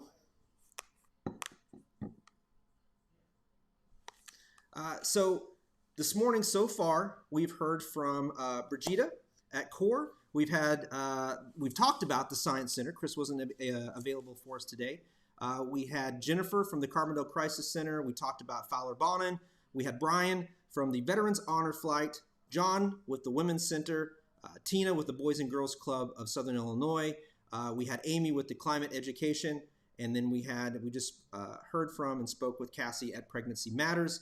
A couple of ones that we didn't have that I want to bring up that I want you to consider looking at and donating to is the City of Carbondale Parks and Recreation Foundation. These are all available. If you click on the Donate to Give SI Nonprofits, you can search for them and learn more. You can go and see about CASA of Marion County. And then hopefully here in just a little bit, we'll have Sandy from Camp Beta, and we will take a break and then come back on a little bit right after that. But none of this, people, we've been saying this all morning, none of this is possible Well, first off, none of it is possible without Michelle and Byram from the Southern Illinois Community Foundation. But none of it is possible without our donors and sponsors like Black Diamond, Harley Davidson RV, Southern Illinois Healthcare, News 3, SIU Credit Union, Legence Bank, Freedom Brokers, Tru-Bilt, Banterra, Egyptian Electric Cooperative Association, Watermark Auto Group, Fager-McGee, Tison Wealth Management, and Harness Digital Marketing. We thank all of you for your commitment, your dedication to serving and donating and contributing to Southern Illinois, and we're looking to make this bigger and better every year. Our goal this year is to raise $200,000 collectively, and then I'm hoping that we blow it out of the water and it's really $1 million. So that's my goal, $1 million. There's not it's not that far off from 200,000 to $1 million. There really isn't. You get 200,000, we should be able to get $1 million. And if we raise $1 million, that's when I retire and they can get someone else in here to do these Facebook Lives. I think I was affordable and available. So, it's a long, long day. And last year we kind of did it last minute, and we're trying to make it even a little bit better every year. So we're going to see here in just a little bit if we get Sandy with Camp Beta, and we will bring them on, and then we will take our first break and then come back on with our next group of guests. So let's see if we have any more comments. No. It's always a pleasure to get to talk with each and one of these executive directors or people that represent these nonprofits, because most of these nonprofits are, I would say probably all the ones in Southern Illinois, have a very low budget, and they have a lot of volunteers, and they care, and they've been committed to their time and their resources to everybody throughout the area. And there's so many diverse organizations that are here, everything from kids to some of our older population, to veterans, to climate education. There's just so many different ones dedicated to men, dedicated to women, mental health, whatever it might be. There is a nonprofit out there, and I hope that your family, your business, your organization might be considering today one of them, and one that speaks to your heart that you're willing to donate to. And like I said, if you can't donate, please take the opportunity to share that nonprofit's link. You can go to their Facebook page, share it. You can share our live link. We would really appreciate that. Let's get the word out there and make things happen. So whatever it might be, let's make it happen. Let me see if we got anybody in the waiting room. We'll see here in a little bit. You can't see her, but she's back. She's next to me, Michelle, my boss for the day, for life. Right? Do you have any more updates? Anything else that we need to be aware of today that's going on with Give SI? Anything new? So the phone lines are still available. So if you want to call in because maybe you don't want to make that donation online, you can do that. We can process that for you. And on the donation side, we're a little over $40,000. Oh, nice. Yeah. So we still have a long way to go, but this is such a tremendous start for us when we're looking at 9 a.m. So we're just into the giving campaign. It started at 6 o'clock last night. So we are just moving along, but I think, last year when it really picked up was probably later this afternoon. It will pick up, I think, and then this evening is when a lot of the donations came in. So between after the 6 o'clock news and before we went on at 10 o'clock, I think last year was some of the biggest donation amounts that came in. So what you're saying is we are getting closer to $1 million. We are a step closer to $1 million. That's awesome. Yes. And of course, all of the money, when you donate and you make $100 donation, especially if you opt to pay the credit card fee as well, 100% of that donation goes to the nonprofit. So that donation that you're making goes straight to them, to the nonprofit that you choose when you're on Give SI. If you choose to pay the credit card fee, then that is on top of that. Otherwise, it will be deducted out of that, just like a normal credit card fee would be. But that isn't something that goes to the community foundation. That's a processing fee from their credit card company.